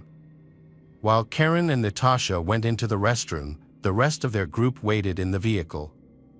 They began discussing their criminal plans and suddenly remembered they had left evidence of their earlier speeding violation. At that moment, they had weapons and money with cartridges in the car, which made them realize they could face serious legal trouble. To avoid getting caught, they decided they needed to change cars. Initially, they considered burning the vehicle. Just then, they spotted Peter and his father, Vidar, as the Lillelid family parked nearby. Natasha's group immediately attracted the attention of the Lillelid family when they came out of the restroom. Delphina approaches Natasha and Karen, who are wearing multiple layers of clothing. She asked if they believed in God, but they said no. She then offered them a religious brochure, while her friendly husband, Vidar, invited the people in Natasha's group to join their picnic. Natasha's group, identifying as Satanists, saw that the family Lilith had come in a van, which they thought was ideal for their malicious intentions. This sparked a dark plan in the minds of Natasha's group decided to act. They casually joined the family's Lilith meal. Joseph and Jason were the first to approach the table, followed closely by Natasha and Karen. Seizing the opportunity, Joseph slipped away to the car, where Edward and Crystal were waiting. He quietly informed them that it was time to act. Joseph then and people in their group moved stealthily through the parking lot, ensuring no one was watching. Joseph aimed his gun at Vidar, apologized for the situation, and warned that nothing would happen if his family obeyed them. Raised the gun at Vidar, Joseph led him to the minivan. Vidar offered money and a car in exchange for his family release, but Natasha's group insisted on taking all his family to a remote location. They drove the entire family away, with Natasha, Karen, and Jason following closely behind. Joseph remained in his Chevrolet with Edward and Crystal. Vidar was driving the minivan, while one of the kidnappers, armed with a 9mm pistol, kept him under control. The company drove several kilometers before taking a turn onto the first side road they found. After traveling a bit further, they stopped in an isolated area. Holding hands tightly, Lilith family prayed to God for protection from their predicament. Meanwhile, Natasha's group began to discuss their next steps. Natasha hesitated to release Lilith's family for fear they might report them to the police. Vidar and his family were once again offered money in exchange for their freedom, pleading to be released with a promise not to inform the police. Natasha's group argued among themselves, with some advocating for the execution of the entire Lilith family. Jason was against releasing Lilith family, but assured that he would not harm Tabitha and Peter. He persuaded Karen and Natasha to go back to the van where Joseph was waiting. Shortly after, gunfire erupted in the street during the summer. Vidar was shot multiple times. The first bullet struck his eye, followed by 5 shots fired at close range into his chest using 2 pistols stolen from a police officer. The assailant then shot Delphina 8 times, with 2 bullets breaking her femur, 1 hitting her arm, and ultimately, she was shot in the stomach while already on the ground. Both Delphina and Vidar were killed with pistols of different calibers. The medical examiner concluded that 28-year-old Delphina did not die instantly. Instead, it struggled for about 20 minutes after the attack. Unfortunately, Natasha's group did not stop there. They broke their promise and they turned to attack Tabitha and Peter. With Tabitha, they shot her once in the head with a .25 caliber weapon. As for Peter, they fired 2 shots. The first bullet entered behind the right ear and exited through the right eye, while the second shot hit the back and pierced the right lung. This account of incident is based on the testimony of Natasha Cornett, whose story aligns most closely with the evidence. However, she is not considered completely reliable. From the start, Natasha claimed that Jason was responsible for the murders. In contrast, Jason defended himself by stating that he could not commit such acts of cruelty and pointed to Joseph as the actual killer. At that time, Joseph said he was sitting in the van with his eyes closed to avoid seeing what was happening outside. He alleged that all the criminals, including Natasha, Edward, Jason, Karen, and Crystal, were involved in the massacre, but Jason was identified as the scapegoat because he was a minor and could not be tried as an adult. Such a terrible crime could lead to the death penalty. The criminals were caught fairly quickly. A construction worker at a nearby site, who had spent the night in the building, heard gunshots. At first, he thought they were just hunters and ignored them. However, after a disturbing silence, he heard loud laughter, which made him uneasy.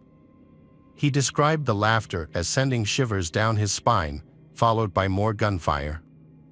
This combination of frightening sounds raised his suspicions, leading him to call the police. At the crime scene, the police encountered a shocking sight, 4 bodies were piled in a ditch. As officers got closer, they found Delphina in pain, but she died shortly after their arrival. Vidar was already dead, and Tabitha was lying face down on him. Despite her severe gunshot wound, Tabitha was still breathing. When a police officer approached, he found Peter lying there.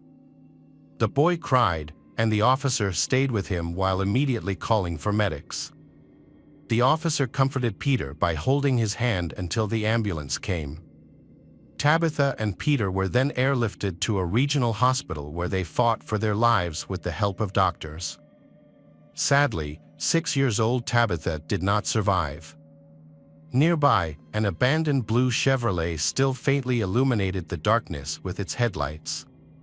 Tire tracks belonging to a family van were also discovered at the scene. A plan was devised to track down the criminals, leading to the blockage of all nearby roads. Police stopped vehicles, focusing on a Chevrolet abandoned by the miners known at the scene of a massacre. Although the car's identification number was found, it had been removed and discarded about a kilometer from the site. The police then contacted Joseph's mother, who had reported him missing 2 days before the incident.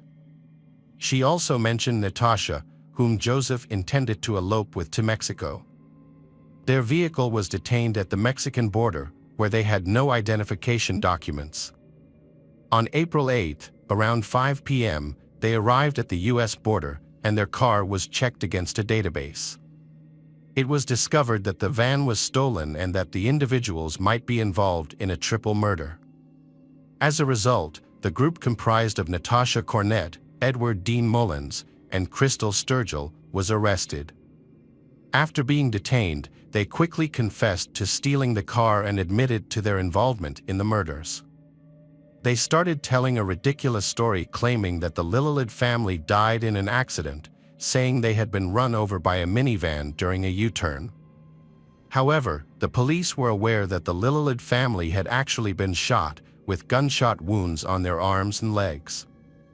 There were many conflicting accounts about how these injuries occurred. The judge received multiple requests from the defense to hold separate hearings for each defendant.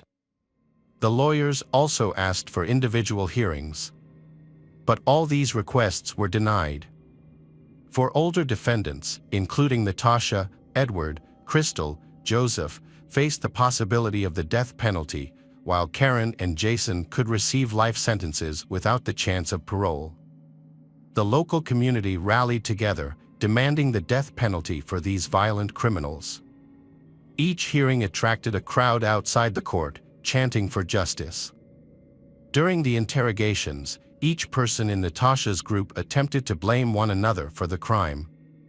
Most of them pointed fingers at Jason, citing his young age as a reason for their accusations. However, their accounts were all inconsistent, making it difficult to establish a clear timeline of incident or determine who actually shot Lillelid family. This uncertainty has led to ongoing debates, but the judge concluded that each member of the group contributed to the circumstances that resulted in the family's shooting. While not everyone pulled the trigger, all were present during the kidnapping and murder and did nothing to intervene.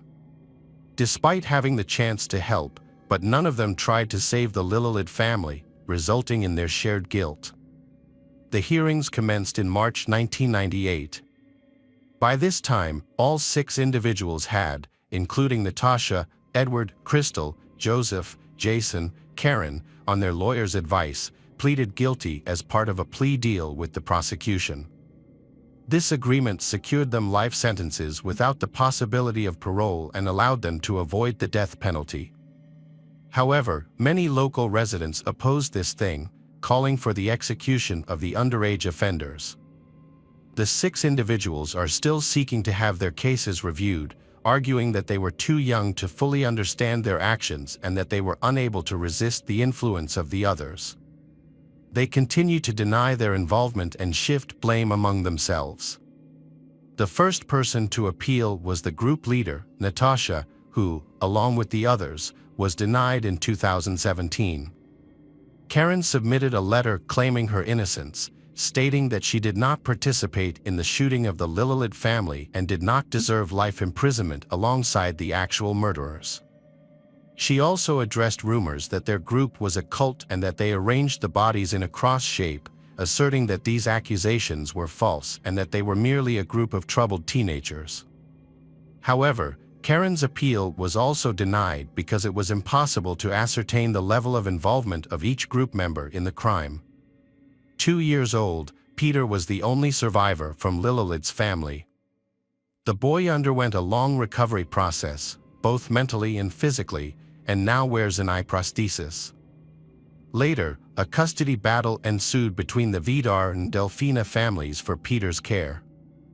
In the end, he moved to Sweden to live with his aunt. Although he never completely overcame the trauma, he returned to the US as an adult, where he started a family and built a career.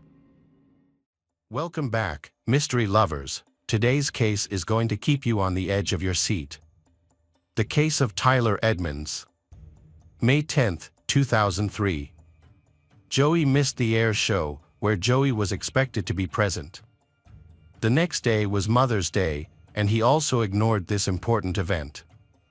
In the past, he had always made an effort to celebrate important occasions with his loved ones, so after these two incidents, his family began to worry that something was wrong. Joey's mother and sister went to his house, where they discovered a distressing scene. Joey was lying face down on his bed, with a large gunshot wound in the back of his head. They immediately called 911 to report the horrifying find. When police arrived, they began investigating the crime scene. Their first step was to interview Joey's mother and sister, who had found the body. Although they were understandably distressed, they answered questions calmly. They believed that Joey's wife, Christy, was the only person who might have harmed him. Given their troubled relationship, Christy was known to have affairs and had expressed a desire to be free of her husband, making her a prime suspect, especially since she was not at home at the time of the incident. The police also located a cross at Joey's mother's house in the nearby small town of Little Rock. Christy was questioned by the police but acted as if she had no idea what had happened. When they informed her of her husband's death, she began to cry and mourn him. The police did not find her behavior suspicious and continued to collect evidence. Then, concrete evidence against Christy emerged. Before any charges were filed against her, she arrived at the Stark Willie police station with her half-younger brother Tyler Edmonds. At the sheriff's office, Tyler expressed anger at her situation and wanted to protect her. Since Tyler was only 13 years old and could not confront Joey, a grown man, directly, Tyler came up with a plan. Tyler took a rifle and shot Joey in the back of the head while he was sleeping. Meanwhile, police questioned Tyler, without an adult or attorney present, a clear breach of protocol that would later affect the case. The boy's mother was alerted and rushed to the local police station. Tyler initially denied any involvement in the incident, but his story changed when his sister entered the room and gestured. He then repeated his sister's story, admitting that in the early hours of the morning, he and Christy had gone to the bedroom and pulled the trigger on a rifle, killing her husband. The mother was devastated when she heard the confession. She collapsed to her knees and cried. It was clear that the 13-year-old boy couldn't have committed the crime alone, as he simply lacked the strength to handle the weapon properly. The boy stated that he was unable to pull the trigger himself and needed his sister's assistance. Following the confession, the police began to view the boy as the main perpetrator and his sister as an accomplice. According to Tyler, he had given his sister the rifle beforehand. It was an old family .22 caliber gun that Christy had requested a few weeks before the incident. She was afraid of a large dog that frequently came into their yard and wanted to be armed for protection. Tyler did not want Christy or her children to be in danger, so he willingly gave her the gun.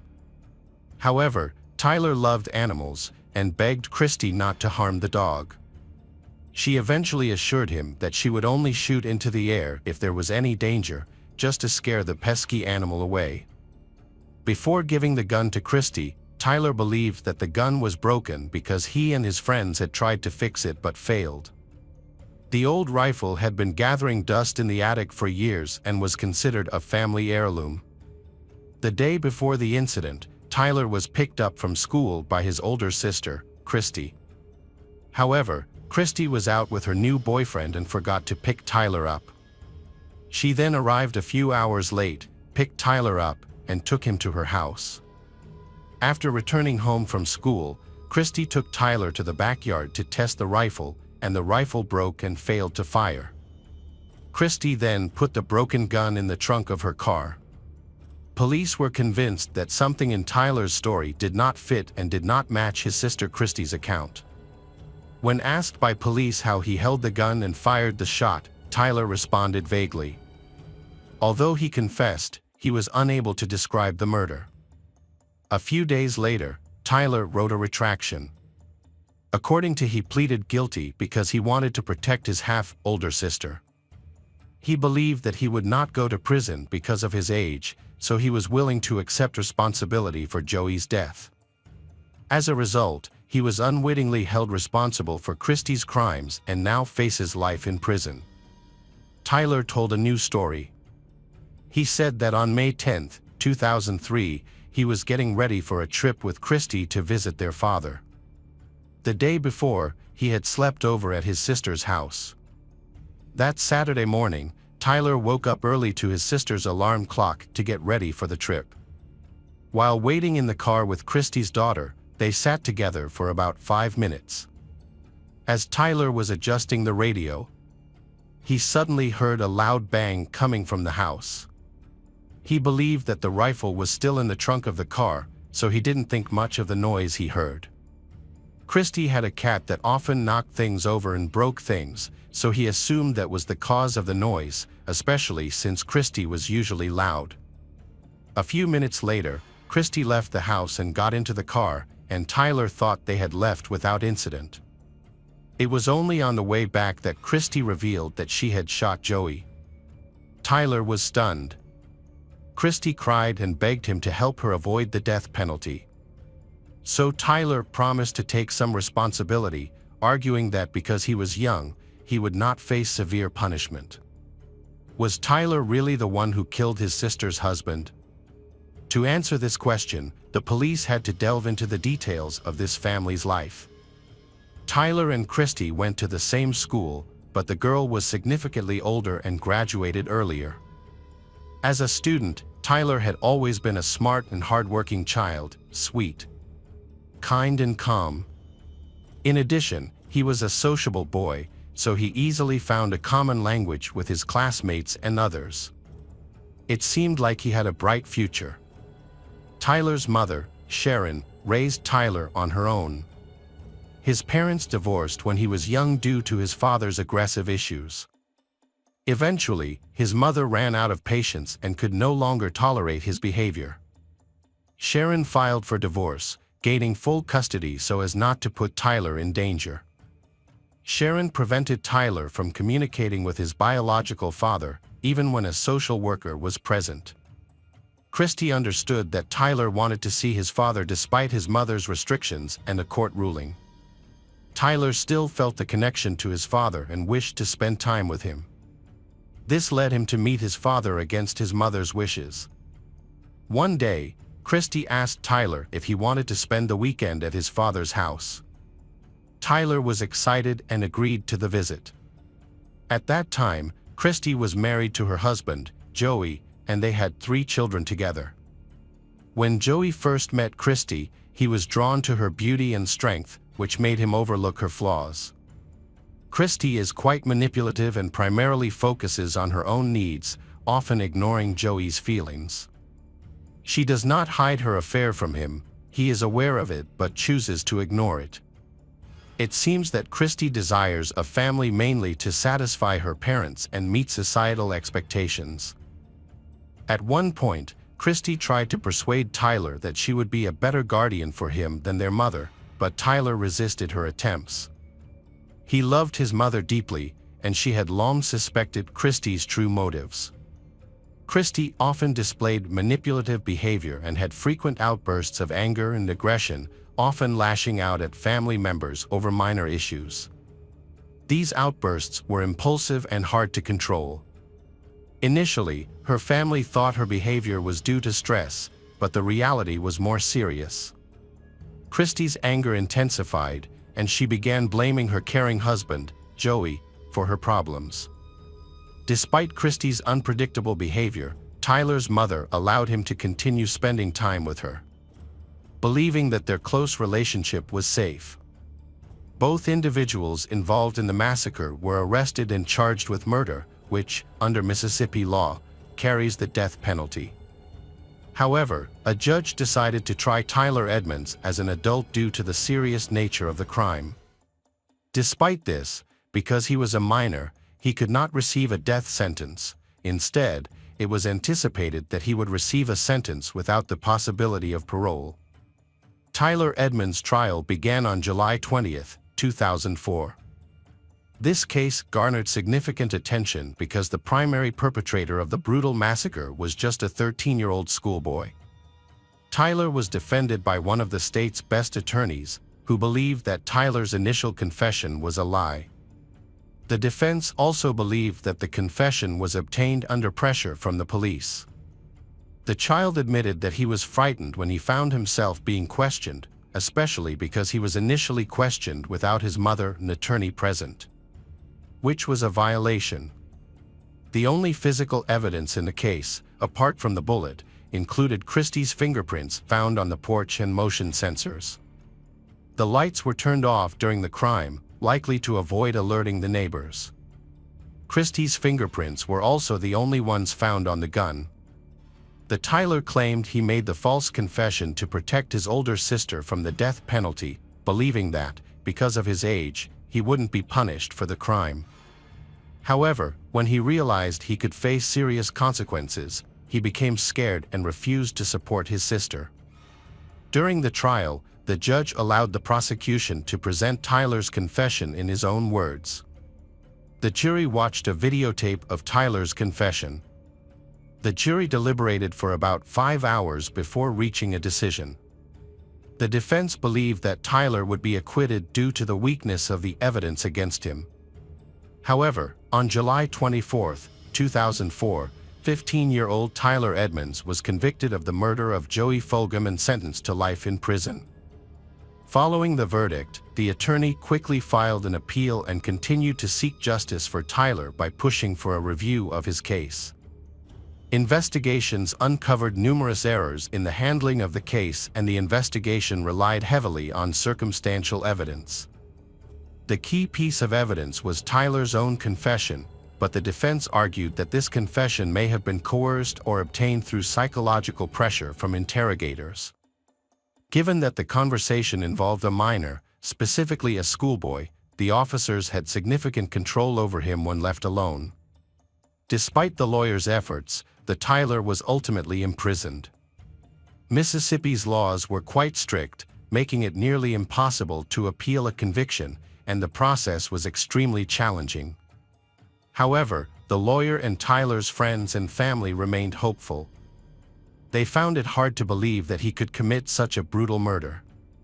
Tyler had positive relationships with his family members, including Joey, and he did not have any mental health issues or disorders. Moreover, there was no clear motive for the murder, and many thought Christy's account was unlikely. People believed that Tyler's conviction stemmed from mistakes made by the court and that his confession was influenced by manipulation from his half-sister. Tyler's attorney was determined. The defense acknowledged that a review of the case would only be possible if they appealed vigorously. However, even if they were successful, the review process could take years. As a result, Tyler's trial attracted considerable public attention.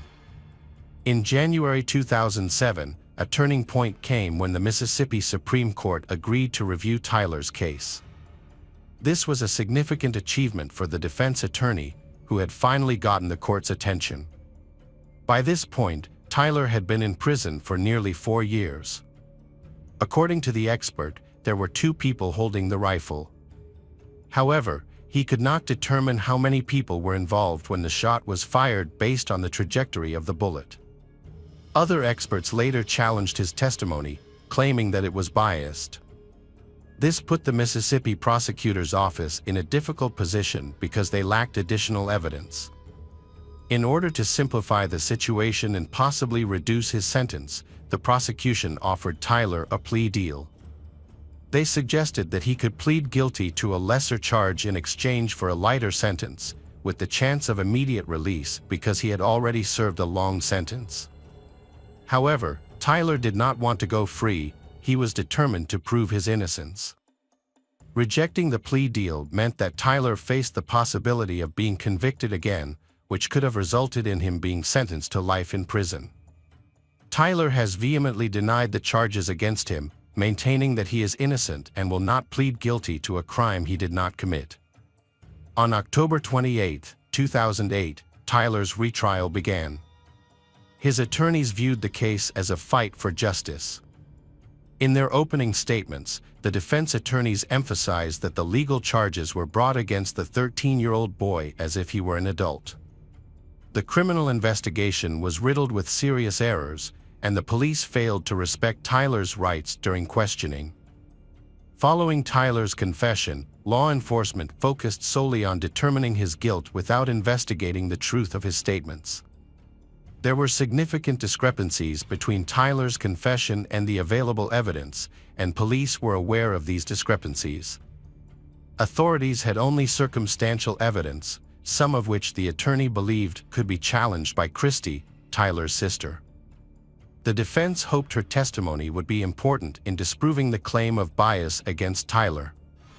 However, on her attorney's advice, Christy chose not to answer any questions, which came as a surprise. The decision suggested to the jury that she might be hiding something. Christy appeared to have selfish motives. She had no concern for the fate of her half-younger brother, and she had good reason to want her husband, Joey, dead. He had a $300,000 life insurance policy that would have paid her a substantial payout if he had died. Before the murder, Christy had asked about the amount of money she would receive upon her husband's death, even though Joey had signed a confidentiality agreement prohibiting such questions. However, she believed that it would be an opportunity that would benefit her since she was the named beneficiary. During the trial, Christy's father testified that she had asked him to provide her with a weapon to help her kill her husband.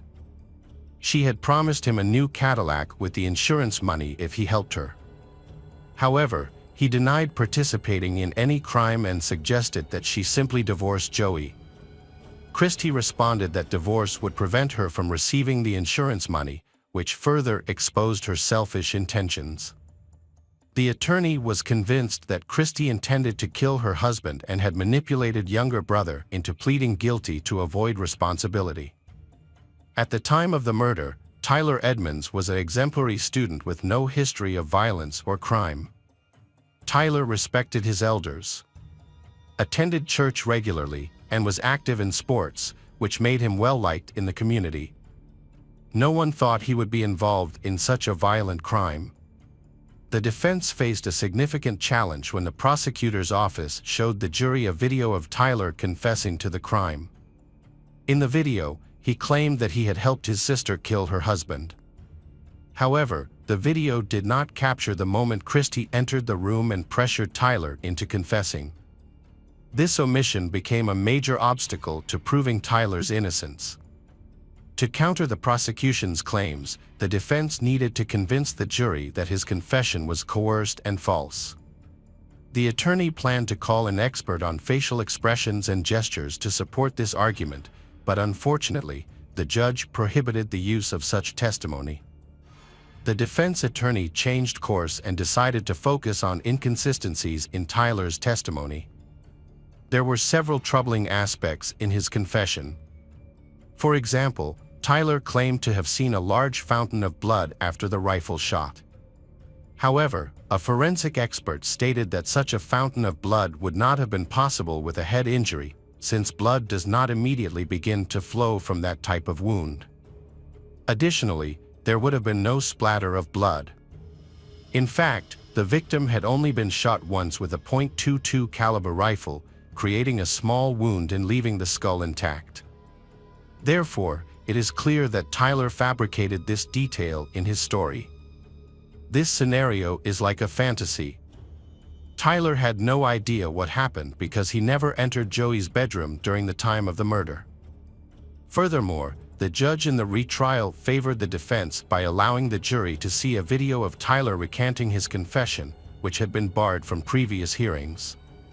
Tyler gave the police a new version of events that completely contradicted his original confession. Tyler said that on the morning of the murder, Joey, Tyler, and Christy had planned to take a short trip to see Tyler's father. He was in the car when he heard strange noises coming from the house but chose not to investigate. Christy then rushed out of the house.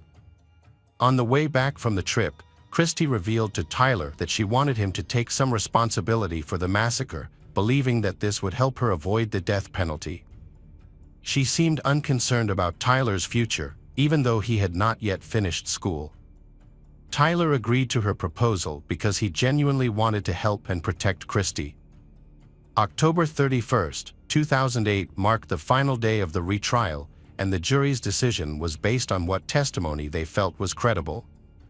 On that day, Tyler presented his defense and admitted that he had pleaded guilty at Christy's urging, believing that as a minor he would not face prison time. And Christy believed that Tyler's confession would help her avoid the death penalty and save her life. Tyler and Christy had agreed that he would take the blame for the crime after she signaled him, but they never specified what that signal would be. During the interrogation following the murder, Christy entered the room, sat next to Tyler, and took his hand, which he interpreted as the signal. After the prosecutor's final statements, the defense attorney made his closing statement. He argued that aside from 13-year-old Tyler's confession, there was no substantial evidence linking Tyler to the murder. He also expressed doubts about the reliability of a child's testimony under such stressful circumstances. The jury's anxiety seemed endless. When they finally returned, 12 jurors declared Tyler, then 19, innocent. After serving 5 years in prison for a crime he did not commit, he was finally free. However, the question of justice for the family of the deceased Joey remained unresolved. Joey's parents were simply seeking the truth. They were not interested in revenge or punishment. All they wanted was to understand what really happened that tragic day. After being released from prison, Tyler Edmonds returned to normal life, graduated from college, and earned a medical degree. He was eager to pursue higher education in his field. Subsequently, he moved from Mississippi to Florida, where he was not known. He still resides there today and has shared in several interviews that he continues to be haunted by the consequences of the false accusation against him. Although he cannot forget the 5 years he spent in prison, he has managed to adjust to life outside. While some states require that detectives communicate with suspects only in the presence of their parents, many parents lack sufficient knowledge of the criminal code and their rights, leading to frequent disregard for these seemingly straightforward regulations. The involvement of a lawyer is an essential step. Following Tyler's retrial and acquittal, the prosecutor's office began investigating forensic expert Stephen Henn. He claimed he could determine how many people were handling the rifle based on the bullet's trajectory. This bold assertion raised concerns about his expertise and impartiality. As for Christy, she received a 12-year prison sentence for her role in the crime after the initial trial. While incarcerated, she used her manipulative skills to deceive 2 cellmates into assisting her.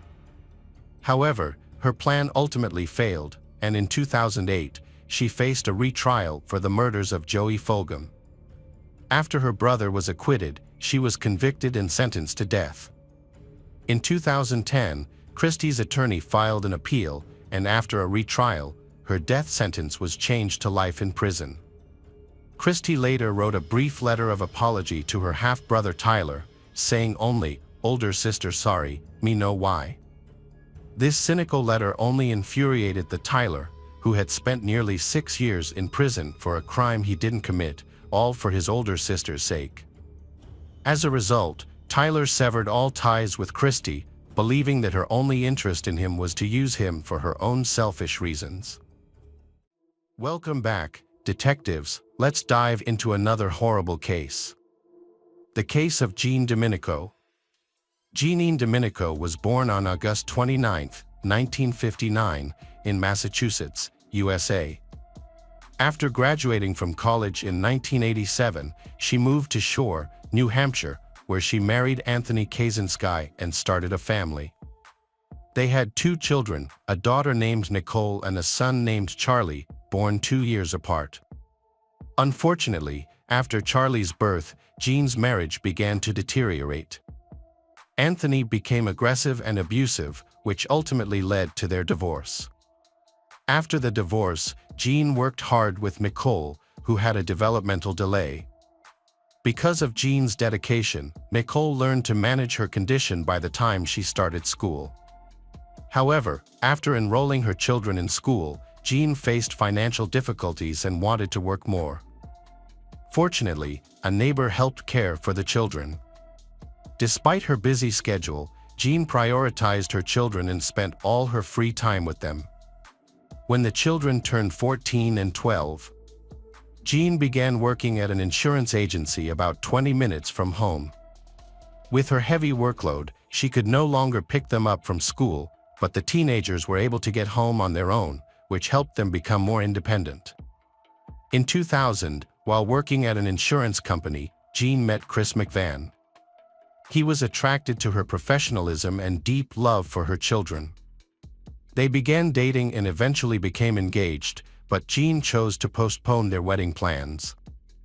She lived in a small house that was too small for the 3 of them, while Chris had a spacious house of his own. Although Chris was eager for them to move in together, Jean asked them to wait until her children were older, wanting to build her life with them without the added stress. Chris was very understanding and sometimes slept over, but he preferred to leave early in the morning to avoid having to queue for the bathroom. As Nicole's daughter turned 16, she entered a typical rebellious phase and started a relationship that Jean disapproved of. At the same time, Charlie began associating with a bad crowd, becoming hot-tempered and aggressive. It appeared that his transition into adulthood would be even more challenging than his sister's. Jean worried greatly while she was at work, leaving the children at home alone. She was particularly concerned because their biological father had been a domestic abuser who frequently resorted to violence, and Jean feared that her son might follow that same path. On August 6, 2003, the family's day started like any other. Chris woke up at 6 a.m., kissed Jean, and went to work, looking forward to dinner that evening. Jean finished work at 5 p.m. and went home, while Chris was still busy in a meeting. When Chris's meeting finally ended around 7 p.m., he called Jean to check in before they went out for dinner, but he was surprised when she didn't answer. He thought she might be out walking the dogs or busy getting ready. Before leaving the office, Chris noticed he had a missed call from his daughter Nicole, along with a long voicemail. In the message, Nicole sounded worried and frustrated because she had not been able to reach her mother or brother. She said she was going to be with her boyfriend William. The way she spoke was so chaotic that it was difficult for Chris to understand how serious the situation was. Chris decided to drive to Jean's house to talk things over. When he arrived, he quickly noticed Jean's car in the driveway, indicating she wasn't out walking the dogs, as they were barking in the backyard. Chris thought Jean should have been home for at least 2 hours and had enough time to finish her chores before dinner. However, the house was dark, and there was no sign of her. Concerned and not getting any response to his calls, Chris used his spare key to unlock the door. Once inside, he found the house eerily quiet, with the lights off as if the power had been cut. He called out for Jean as he moved through the dark rooms, but there was no reply. As his eyes adjusted to the dimness, he spotted Jean lying motionless on the kitchen floor. Chris feared she had passed out again due to her new strict diet, as she had fainted several times before from hunger. Worried she might have hit her head, he rushed over, shook her gently, and called her name, pleading for her to wake up, but she didn't respond.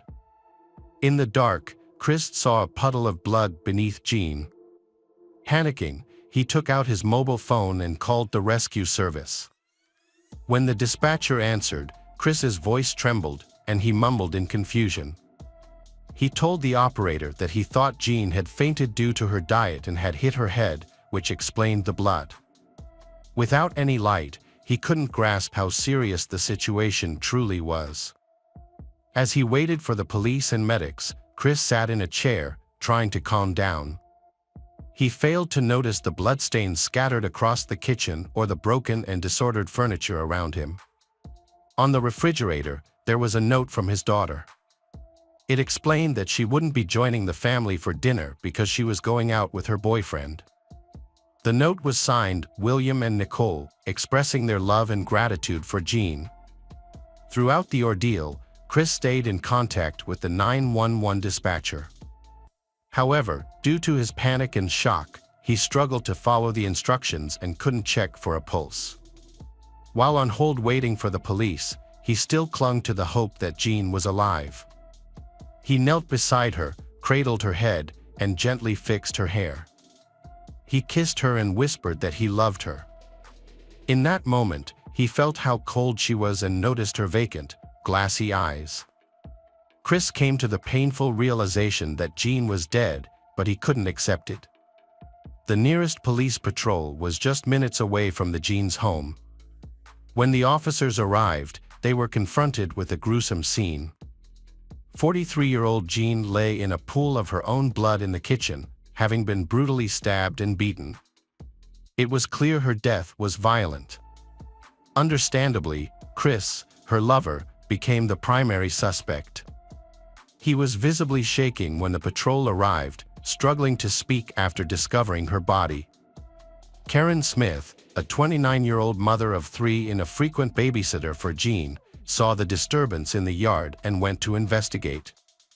While Jean's fiancé was in shock and crying, the police spoke with the neighbor, hoping she might have heard or seen something during the attack. Unfortunately, she couldn't offer any useful information. The police cordoned off the area around the house, preventing local residents from entering the secured zone while they conducted their investigation. When local residents learned about the murder, they were heartbroken.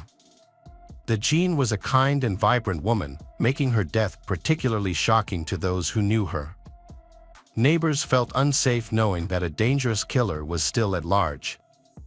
At the crime scene, police uncovered evidence of a horrific attack involving multiple knives. One knife was found in the sink with a broken handle, while the blade lay on the floor near the victim's body, suggesting it broke during the assault. Another knife was discovered in the backyard, and a bloody palm print was found on the refrigerator. A trail of blood stretched from the kitchen to the living room, leaving even seasoned police officers stunned by the severity of the crime.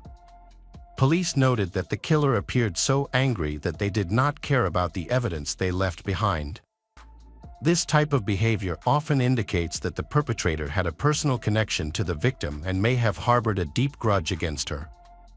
After a brief examination of the scene, the officers returned to Chris, who was still in shock and struggling to answer even basic questions. They watched Chris closely, as he was the prime suspect due to his unusual behavior and the circumstances surrounding him. Once Chris was able to speak with the officers, he shared his own suspicions. After realizing that Jean's death was not an accidental fall, he believed that only one person could be responsible. In his opinion, Jean's ex-husband, Anthony Kaczynski, was abusive and had a troubled relationship with her. The police recorded his statement and spoke to Jean's neighbors and relatives, who confirmed that Jean had indeed had problems with Anthony. She had previously mentioned being afraid of him. It was known that the teenager had a bad relationship with his mother. He felt angry with her because they had become estranged from his father and other issues. After hearing the conversation, Charlie believed that his father could not have harmed his mother, so he reported this belief to the police. He quickly called his father to clarify, and Anthony assured Charlie that he had nothing to do with the incident. Later, Anthony's alibi was verified. Chris said that Jean was so afraid that she wouldn't even keep knives in the house, fearing that her son Charlie might use them in future conflicts. In fact, Jean was so afraid of sharp objects that she refused to even keep them in the house. Before she started dating Chris, she had confided many times that she felt like she was about to die from cold weapons.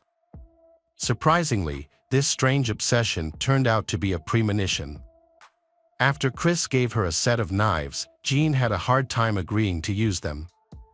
At first, she locked the set in her bedroom when she went to sleep. Gradually, she got used to it and started using it recently. Before the tragedy, Nicole and Jean's arguments began. Nicole increasingly clashed with her mother, who still treated her like a child. One of the main obstacles was Nicole's relationship with her boyfriend. Jean was not sure Nicole was old enough to be with Nicole's 18-year-old bad boy, William. At the time of the massacre, they had been dating for over a year. They mostly communicated on the internet. Jean and her daughter disagreed on this issue. Nicole met William in May 2002 when she was 14 years old, and the guy was 17. They began to correspond, and their connection immediately strengthened. Despite the fact that the young man lived in Connecticut with his mother, the couple seriously intended to date and develop a relationship. The young man was born prematurely in 1985 into a dysfunctional family. Once, when he was still very young, his father quarreled with his wife and struck her hard in the face. Life in a cruel and indifferent family had a negative impact on the William. From a young age, he displayed aggressive behavior, frequently breaking things and often hurting his sisters. During this time, his father's inappropriate actions forced their mother, with 5 children to care for, to seek refuge in a motel. One tragic day, the family's house caught fire, and he watched helplessly as their belongings were consumed. He feared that his father was trapped inside. The sound of fire truck sirens haunted him for many years. His mother observed that after the fire, he changed significantly. William began to frequently discuss death, exaggerate his childhood experiences, and express a wish to die to her. As he grew older, William began to exhibit cruelty and aggression, often directed at strangers.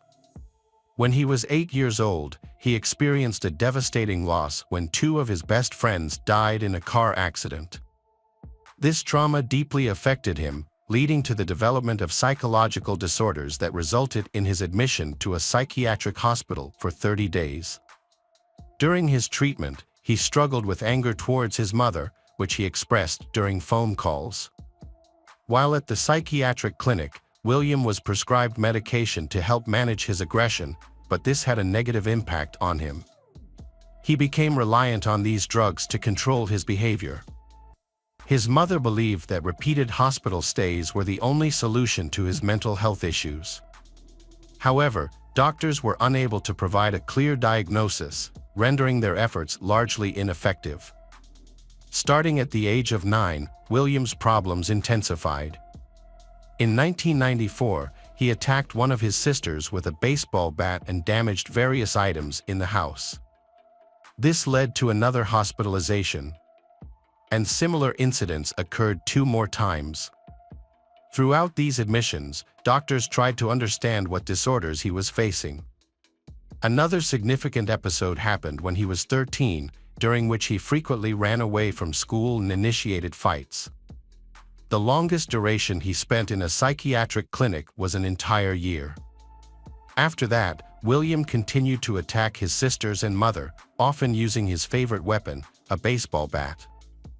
Following a lengthy treatment at the clinic, he was prescribed a new medication aimed at stabilizing patients with schizophrenia. From that point on, William's behavior became noticeably more manageable, bringing relief to his mother and sisters. However, in 2001, about a year before he met Nicole online, he had another outburst of anger. He threatened to harm himself, prompting his mother to call the police. He was admitted to a psychiatric hospital again, where he stayed for about a month. When William started dating, he and his girlfriend began to communicate regularly through the internet and phone calls. This long-distance relationship turned out to be quite expensive, with Jean quickly noticing the high costs. Their frequent calls resulted in bills of $500 and even $1,000. The age difference in William's behavior became major concerns for Jean, who was already worried about the relationship. Jean was concerned about her daughter's future and the potential risks of her relationship with an older man. Meanwhile, William was charming Nicole with compliments and showing sensitivity, which easily swayed the inexperienced schoolgirl. Jean suspected that William was intentionally trying to make Nicole fall in love with him in order to push for a more intimate relationship. Jean recognized that this kind of behavior often comes from manipulators, and she feared her daughter might become a victim of someone like him from the internet. As a result, she tried to slow down the progression of their relationship.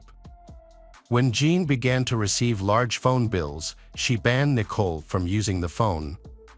This decision upset Nicole and led to an argument.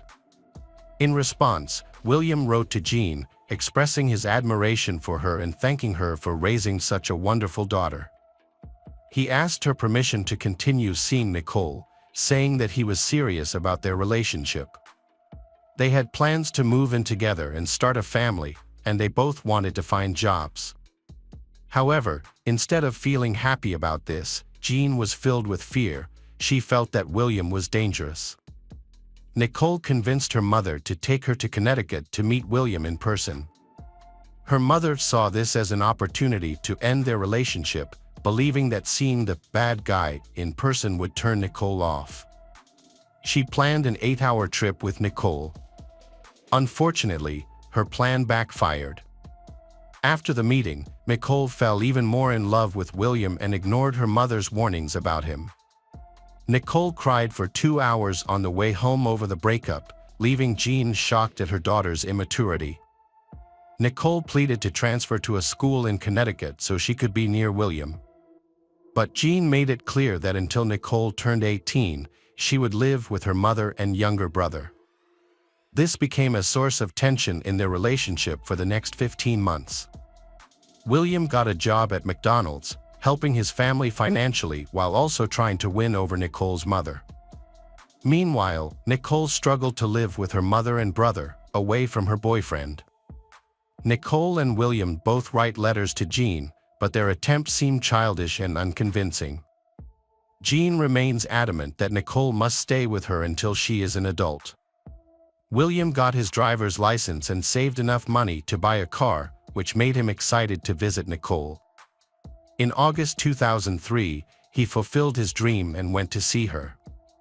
Nicole's mother hesitantly allowed him to stay for just a week so they could spend time together. Because Jean worked long hours, she let William stay at her home when she wasn't there. Their neighbor, Karen, occasionally checked on them throughout the day, claiming she was protecting them from getting too close. This, of course, was naive. One day, Nicole asked Karen to buy a pregnancy test, revealing that she and William had grown intimate. Karen was shocked and intended to tell Jean about it, but she never got the chance. Tragically, Jean was found dead in her home. The forensic expert concluded that she had been brutally beaten with a baseball bat. The evidence, including her injuries and the disarray in the house, indicated a prolonged struggle. In addition to numerous blunt object injuries, 53 stab wounds were found on Jean's body, especially on her arms, suggesting that these were defensive wounds during an attack. The most severely injured areas of Jean were her head, face, neck, and upper chest. The attacker intended to kill her.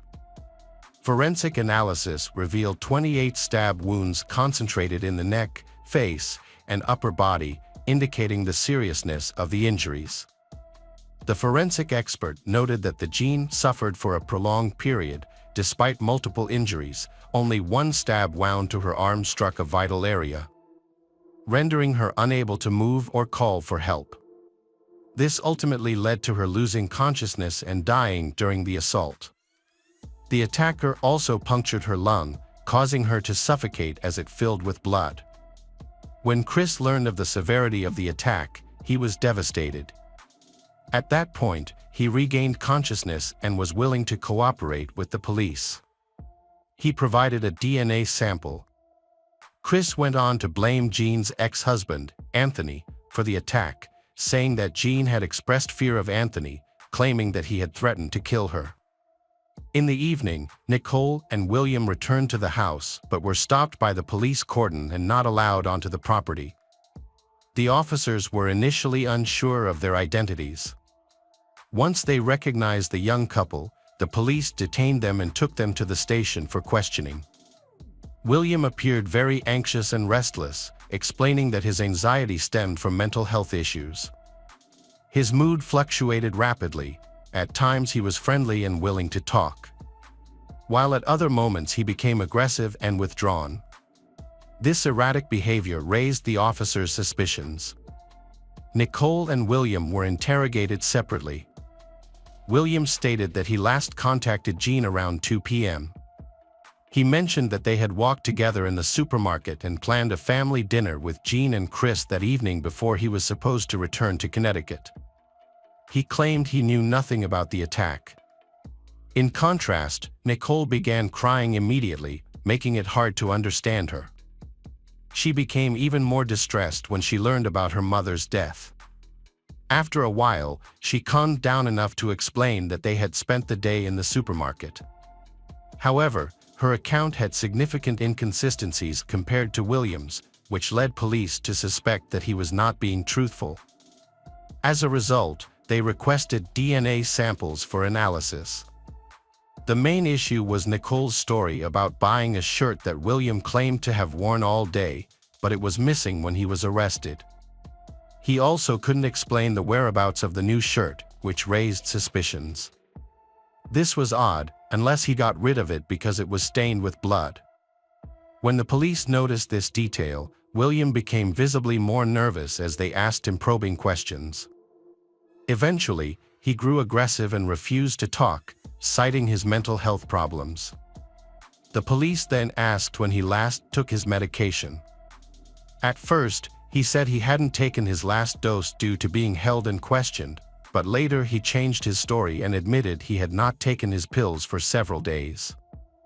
The young couple seemed to be hiding something and began to feel pressured.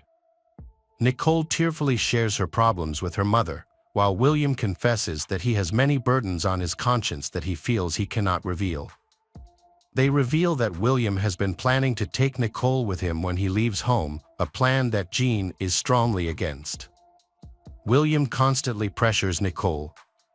This manipulation makes her feel responsible for their troubles, and she often blames her mother for forbidding them. Eventually, the couple managed to escape from the police station, but they were caught again 2 days later. This time, Nicole and William confessed to killing Jean and were questioned separately. At first, William joked about her death, but it quickly became clear he was serious. He suggested they mix prescription drugs into Jean's morning coffee, thinking she would either overdose or fall asleep while driving, leading to a fatal accident. Unfortunately for them, their plan did not succeed. William came up with a new plan. He decided to add bleach to the cream that Jean used in her coffee. However, Jean noticed the strong smell and refused to drink it, which led them to think of more extreme measures. They considered setting Jean on fire in a car, but William's childhood fear of flames made that plan unfeasible. They then thought about blowing up the house with her inside, but that plan also didn't work out. Ultimately, William chose to confront Jean with a baseball bat, a weapon he had favored since he was a child. Initially, Nicole opposed this violent idea, but after some consideration, she changed her mind and agreed. On the day of the attack, William waited at home with the electricity turned off. Meanwhile, Nicole stayed in a car parked at a nearby store, making sure Chris wouldn't come back. When Jean entered the house, an argument broke out between her and William. In a sudden moment of escalation, he grabbed the baseball bat, marking it as the point of no return. The confrontation quickly turned violent as he swung the bat. Despite Jean's efforts to defend herself, he continued to strike her. Then, he picked up a larger knife and inflicted even more injuries. When police asked William how many times he stabbed Jean, he said it was about 8, but that was a significant understatement. In reality, he inflicted 53 stab wounds on her. After the brutal incident, William tried to clean up the house before going back to the car where Nicole was waiting. Visibly shaken, he urged Nicole to go home and get him a towel to clean up the blood, and she agreed. Nicole entered the house, unfortunately stepping over her mother's body. She left a note on the refrigerator, took a towel and a knife she found, but then discarded both items before going to get William a change of clothes. The police collected evidence at the crime scene, including bloody handprints on clothes and shoes. William and Nicole were arrested and charged with first-degree murder and conspiracy. From the start, William's lawyer highlighted his mental health issues. However, according to the prosecutor's office, William was aware of his actions during the attack and had meticulously planned the crime. Nicole convinced the prosecution to accept a deal. As part of this agreement, she later testified against William, resulting in her receiving a prison sentence. However, she could reduce her sentence by 5 years if she completed an educational program while incarcerated. In 2005, William's trial began. Nicole claimed her actions were motivated by innocence and love, but she had played a role in the tragedy of her mother's death. The defense highlighted William's family problems. It was known that his mother drank heavily during her pregnancy, which may have contributed to his premature birth and many of his developmental challenges. The prosecution argued that Nicole had incited him to kill his mother. Nicole was aware that her boyfriend struggled with anger management. According to the defense, she exploited William for her own gain. William argued that he should be placed in a mental hospital instead of prison. However, the trial did not support this request. The jury found William Sullivan guilty and the judge sentenced him to life in prison without the possibility of parole.